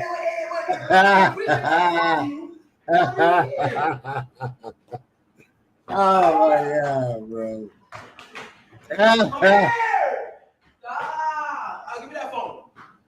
Give me that phone. Tell them what you learned, man. Oh man. Tell them what you learned, Rakai. What the hell? What's at the bottom in the thing? Nothing? That was a chemical reaction. Lock it. Dude, look at this. Right now, live scam, $10,000 transfer. 10?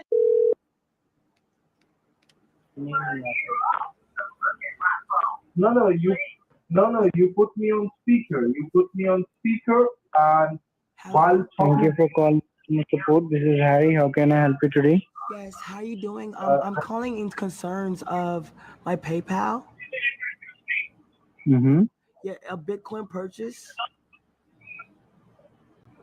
Okay. For $386. And what happened with that, ma'am? Yes. now you need to come to your WhatsApp, okay? Is there any problem with that? Yes, ma'am. Okay. I think the original person over the phone to somebody at higher power. Right here. Frequency change is approved. Now niggas rockin' from Gazy. For tips information at grade 2253. Nah, it's that ass aura know how to drop a plane or a fucking helicopter. How long it take you to learn how to drive this? Nah, it's that ass aura know how to drop a plane or a fucking helicopter. How long it take you to learn how to drive this? No fries, because you guys fries suck. Hey, we can make your own for you, bro. You gonna try? You guys fries suck, man. I know it's not you, man. It's just internet. I feel it. Can I get a strawberry milkshake? Yeah, I got you, brother. Strawberry shake. My man, yes, sir. For your onions, it's regular onion. Perfect, brother. Thank you, Vincent. Can I have I want the lightest burger. What's the lightest burger I got? Like the smallest one? Like a cheeseburger? No. Same. Cheeseburger. I want a cheeseburger. Yeah, sure.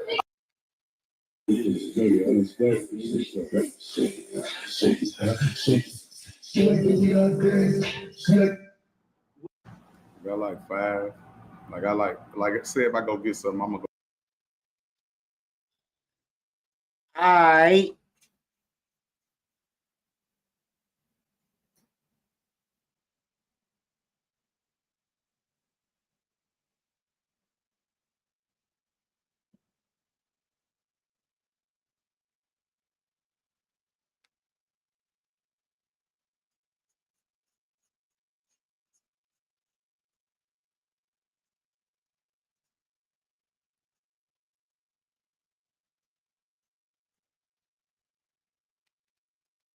That is wild. So is this supposed to happen? He posted a second video. Let's take a look at this.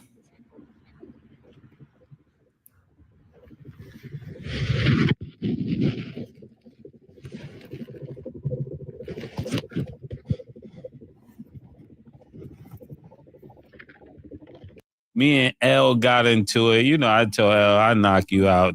He started using a few of my lyrics, like different compounds that I was using. That's when you make two words rap at the same time. Me and L start talking. The conversation goes super left, you know. Next thing I know, I'm in a tunnel. It was like a week later we found out that it was Big L. And I know niggas get mad when you tell these stories, but it's the truth. I'm not lying. Got to take a lie detector test. I got to go back to the first time.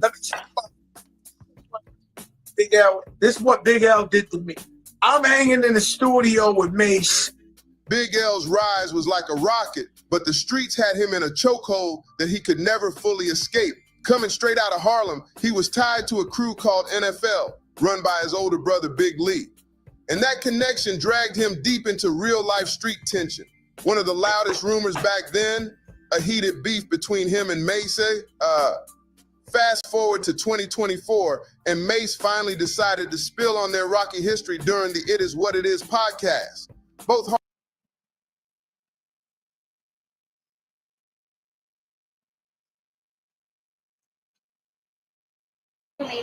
Where'd you get this piece? Yo. Where'd you get this piece? Нельзя, потому что проблема будет у нас. Yo, Dave, you gotta bring that back, yo. What are you doing? Yo, you can't just take the stuff right there. Will you just explain? You can't just take that. That's stealing. That's stealing right there. And he has a report as well. So if he wants that shit back, you gotta get his attorneys involved.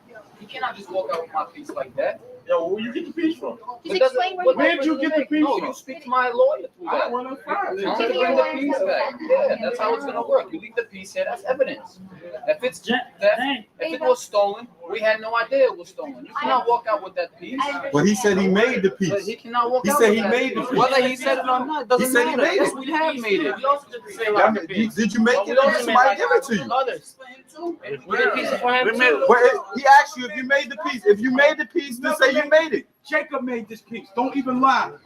Here goes the paper right here. I've been filled out paperwork, but this is stolen goods. Yeah, I'm Damon Dash. I'm the CEO of Rockefeller Records, Rockwell Clothing, Armadale Vodka, and I got the best lawyers in the world. I would never do nothing. That's illegal. You know who's this? This is your people. What people? So then tell me where you got it. You know who's come here? Yeah, then tell the truth. All right, I'm right here. Tell me where you got it. I made this. Nah, because I want to make sure it's all, everything is copacetic. Oh, you know what it is. Huh? Shut off the cameras, man. I'm not shutting off my camera.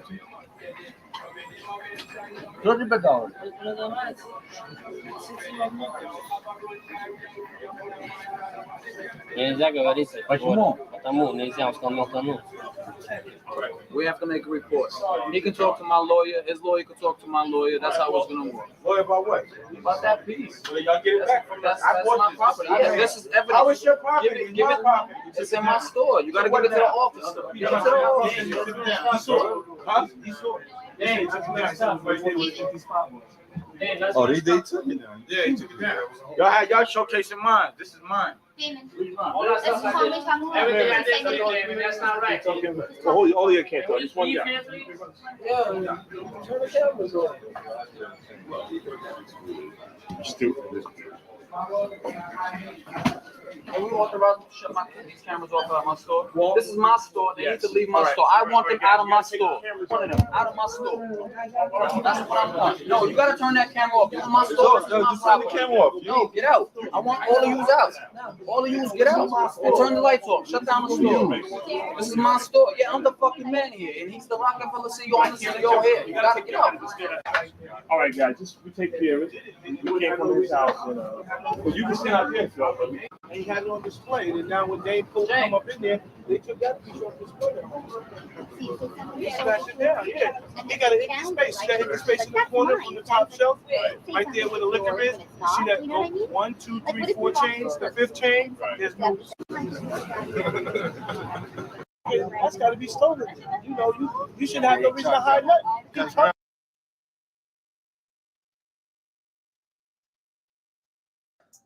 When I was like, yo, this niggas over there got changed. They made some change, and then they was like, ooh, these niggas here? Hell no. Right? So then we came out saying, oh, wait a minute.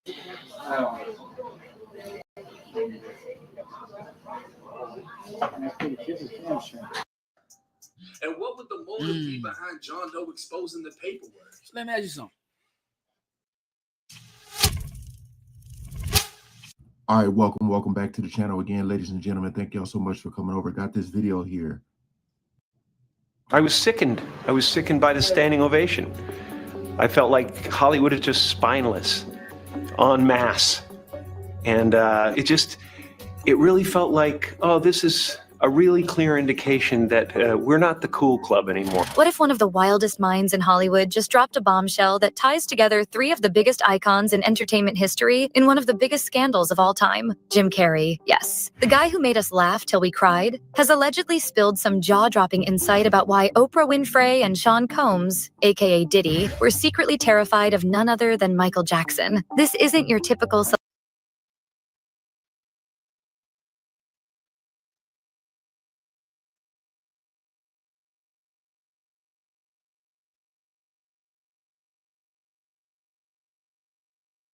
I'm innocent.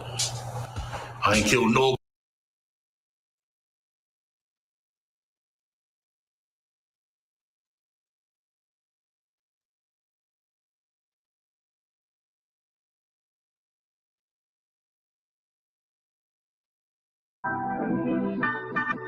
That's Hunter. What's truly good with you guys today?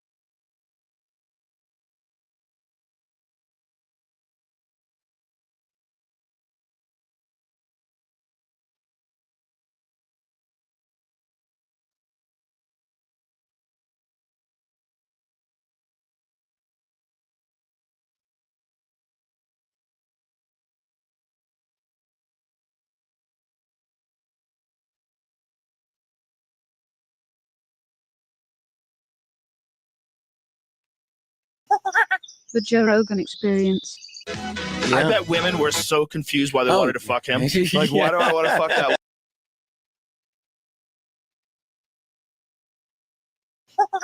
The Joe Rogan Experience. I bet. We have Kota E Rakai. We have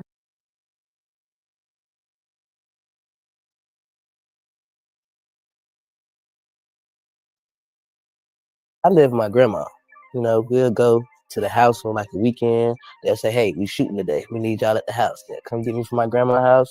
And right after we done, when the cameras go off, I'm right back to my grandma's house. Yeah. I gotta say something about this, bro. Dwayne Wade, you going too fucking far, dog. That is a male. Yeah. Hey.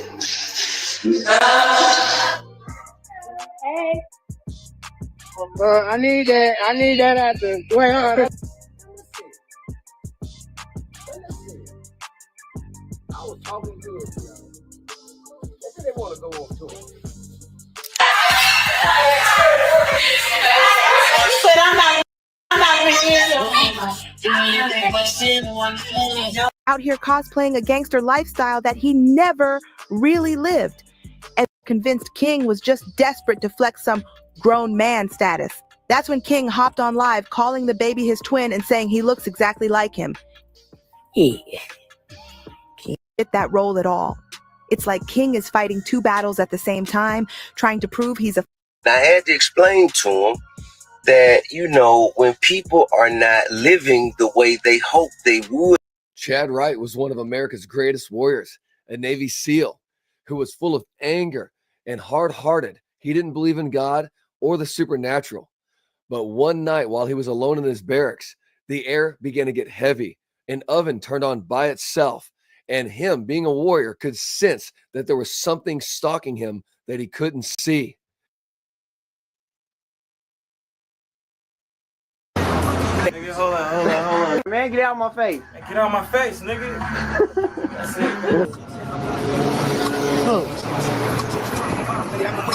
it. Same dude. Yo. Let's go. Big Surfgod in the building. You already know what time it is. DJ Fresh meets Mac Dre. And the Jacker. R.I.P. the Jacker. We don't rock ass dots. Stay in the Jordan's play. See those? Show TV. You don't know. You don't. Show TV. Yeah. Oh, you got to throw the light on it. That's it. We can't see. Mother. This is what we can. You didn't say that. That's a Buick. Got the Jack in the house. What's up with it? The motherfucking house was fresh in the flesh. What's up with it? We got my boy Raj up in this motherfucker. Folks.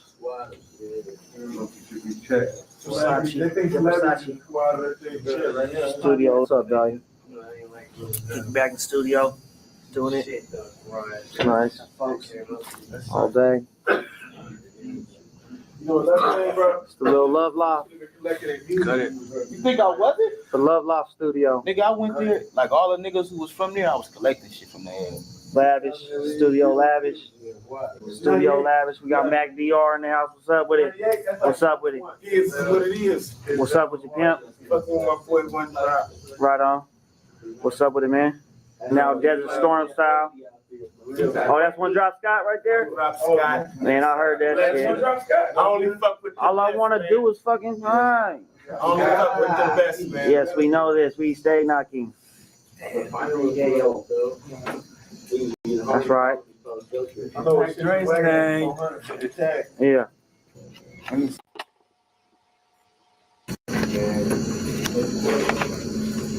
Yeah, my man Mac Dre up in the house, kicking back, living love, loudly. Tell him how it is. Lovely. Yes, sir. That's the to your pocket. Every pimp must have them. That's right. You got them right. Well, you know, it's bigger than me. You know a lot. You ain't trying to do it? Yeah, Yeah, do it. All right. Explain. I love you, man. Do this shit, man. That's right. 2004, we just got Max Ray. Plus we got King Stick. Plus we got JT, the biggest niggas. But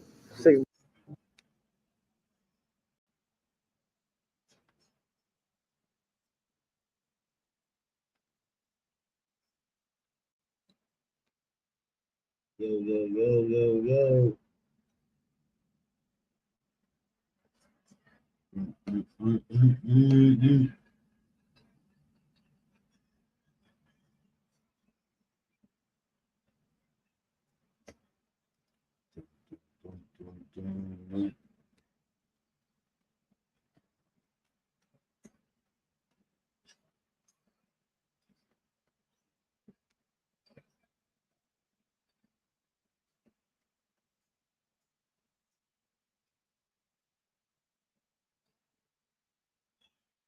Streaming University was a 4-day live streaming college event in May 2025 hosted by Kai Cenat. Kai took over the Streaming University of Akron campus with 120 students, 17 professors, and 24/7 streaming of classes and dorms. Streaming University was or is one of the largest cultural events in streaming history. Some months later, you can still see the ripple effect today. That event really changed some lives. Some people skyrocketed overnight, others not so much. A few walked away with clout, others with more controversy. So in this video, we're diving into where are the Streaming University students and professors from that 4-day chaos and see how they're doing now. I might make a part 2 since there's so many people that I might miss in this video. I don't know. Let me know if y'all want that. Let's get into it. First on the list, Kai Cenat, obviously, the man who made Streaming University even possible. By the time May 2025 hit, the chat gonna be right there too. They brutal though.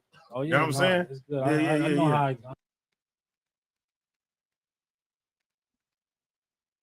You know I'm here tonight, don't you? Oh, you in here? But buddy, you didn't make it past the last night, so there's no way you're even here tonight. I didn't make it past the last You night. did not. You did not. Chad, did he yes or Are no? you serious? Chad, did he yes or no? I was up singing country music all night. What are you talking about? Listen, remember. Lil Ryan, I'm gonna take Ben a pulled picture. up last night. It was 1 p.m. the next day. I was Oh my God! Did Ben make it through the night? No, you did not. Ass chat was I singing country music all night. For a Surfing little in the bit, orange. for a little bit, and you left. I came in the room. I was like, what the fuck? Y'all niggas' memories is bad and y'all How about young. this? If you survive the night, I got you, bro. Okay, if you survive the Yo. Hey. Hey.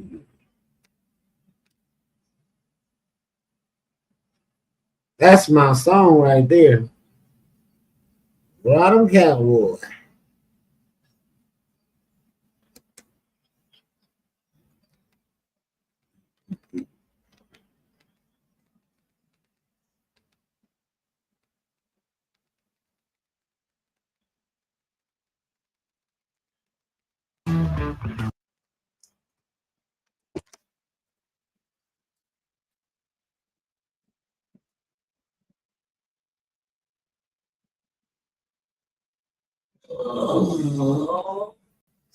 Oh.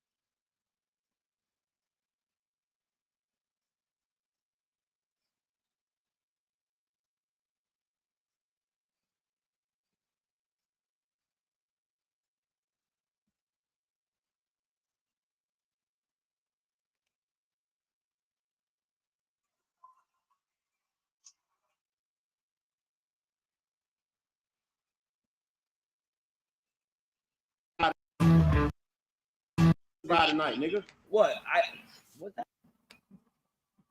In 2002, the King of Pop stood before a crowd in Harlem. Tommy Mottola. Tommy Mottola is the president of the record division. He is a mean, he's a racist, and he's very, very, very devilish. In 2016, a pop star begged the judge for her freedom. Free Kesha now! Free Kesha now! Free Kesha now!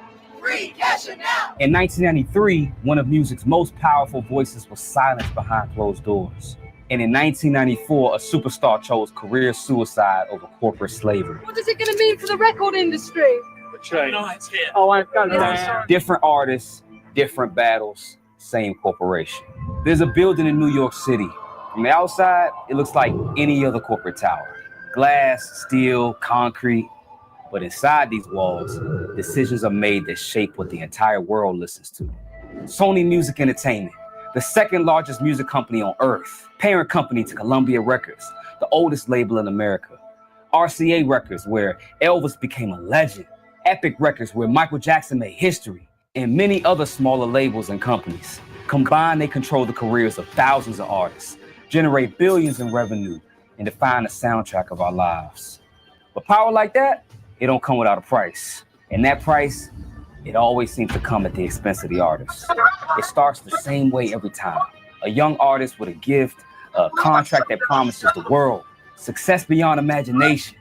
Then along the way, something changes. The artist gets bigger, becomes a household name. They want creative control over their own music. They don't just question the numbers, they dare to say no. And that's when Sony shows its true face.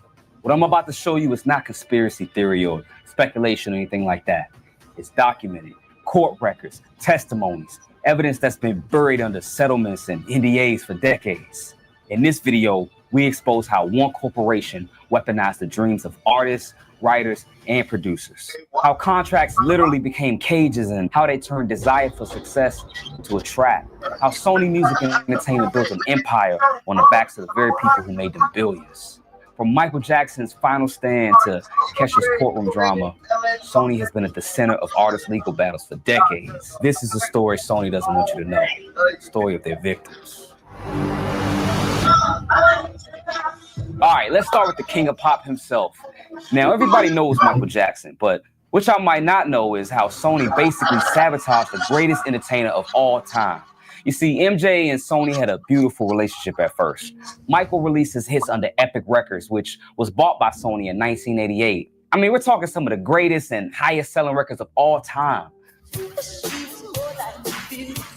Sony was eating good off mic, but then something changed, and that something was called Sony ATV Music Publishing. So let me break it down. So in 1985, MJ bought the Beatles catalog for $47 million, which gave him ownership of the publishing company called ATV Music. It was a smart business move. And then in 1995, he merged it with Sony's publishing to create Sony ATV. This allowed Mike to own half of one of the most valuable music catalogs in the world. He didn't just have ownership in the Beatles songs. He had a piece of multiple major artists' music. People don't really understand is that people say, yo, Michael owned the Beatles catalog. No, Michael owned Sony ATV, half of it. I heard. So when Tommy was trying to sign me when I was 18, Michael was trying to sign me because he owned half of Sony ATV. Everything was cool. That's when Sony switched up. The main issue started in the early 2000s. By 2001, Mike dropped Invincible, but he was waiting for his contract with Sony to expire so he could manage everything himself. He wanted out and he tried to work things out with the president of Sony, Tommy Mottola. But in retaliation, the label started pulling back on pushing the album. So I'm leaving Sony a free agent. I own half of Sony's publishing and I'm leaving them. They're very angry at me because of it. I just did good business, you know? The way they get revenge is to try and destroy my album. But good art never dies. And Tommy Mottola is a devil. Now this is Michael Jackson we're talking about, the man who made Thriller. And Sony barely pushed the album. Michael also realized that the lawyer he was working with was also working with Sony. And the label was pressuring him to buy parts of his royalties. But Mike knew what was up. They wanted his catalog. They wanted him to default on the loan so they could swoop in and take half of Sony ATV. So what did Mike do? Well, he was ready to blow shit up. In 2002, he pulled up to Al Sharpton's headquarters in Harlem and let it all out. He called Tommy Mottola, the head of Sony, a racist and a devil in public, in front of everybody, multiple times. But he didn't stop there. This man got on a double-decker bus with a bunch of fans and circled Sony's headquarters. He held up a poster with Mottola's face with devil horns on it. You see, Sony spent $30 million making Invincible, but only $25 million promoting it. And just for comparison, they spent about $50 million promoting Celine Dion's album that same year. No hate to Celine Dion, but she ain't Michael Jackson. The result, Invincible only sold 6 million copies. And for Michael Jackson, that's a flop. It would have been so much bigger back then if him and Tommy weren't beefing. So if Michael would have had his fair shake, because you know, they went on not to promote. Like Michael had a vision, like I was part of it. I remember him saying, we're gonna come out with this first, we're gonna shoot a short film, The Threat, and we're gonna shoot a short film. Yeah, you know, with Unbreakable, and I'm gonna have Biggie, because I had the Biggie verse, and I'm gonna have Biggie in the video in a hologram type form. He had all his vision. So when I look at that, I'm like, yo, he didn't get a chance to promote because whatever business wasn't right at that time. That's why. And so after Michael tragically passed away, guess what Sony did? They ended up buying Michael's estate's share of the catalog. So in the end, they got exactly what they wanted. Picture this. You're 18 years old, you're talented. Some people would argue otherwise, but follow me here. You got dreams. And one of the biggest producers in the game, Dr. Luke, wants to sign you. You think you hit the lottery, right?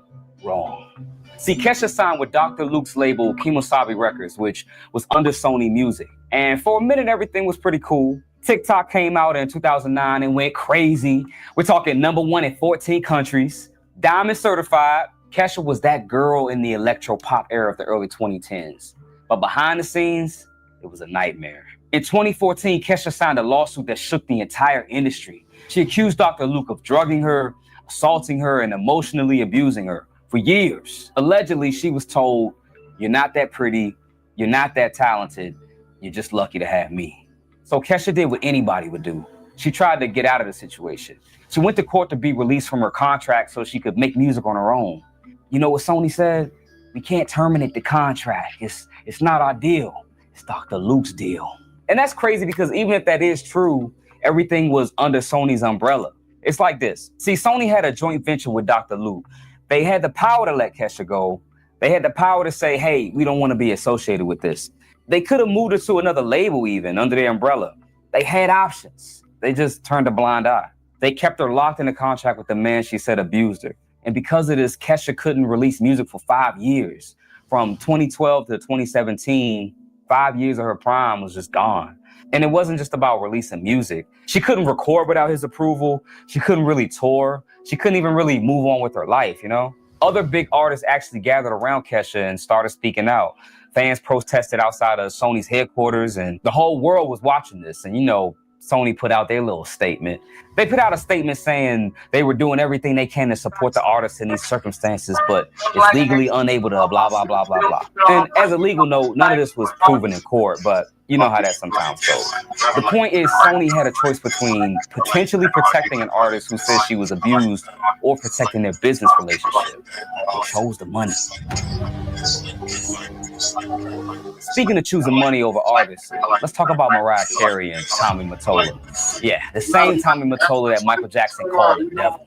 Now, this story is wild because it actually starts off like a fairy tale. Mariah was 18 when she met Tommy. He was 39 and the head of Sony Music, you know, the average Hollywood relationship, unfortunately. She was a struggling artist with a demo tape, and he was one of the most powerful men in the industry. You can probably see where this is going. They ended up getting married in 1993, had a whole Cinderella wedding worth $500,000, but behind closed doors, Mariah said it was more like being in prison. I didn't feel like I was worthy of existing. The police took you, Mariah Carey, in the backseat of the police car. It's a vivid memory. I have never spoken about it. I did feel like I was held captive in that relationship. And I'm not saying that lightly because Mariah literally called their $30 million mansion Sing Sing after the maximum security prison in New York. Apparently, Tommy had the house on lockdown. Security cameras in every room, armed guards everywhere. You may have heard the rumors about Tommy Mottola's so-called hold on Mariah. He controlled everybody around me. Everybody was afraid of him. There was so much security and armed security. This is not okay. You're Mariah Carey. I thought you could do whatever you want. It doesn't belong to crowds anymore. It belongs to purpose, to peace, to authenticity. He's done chasing attention.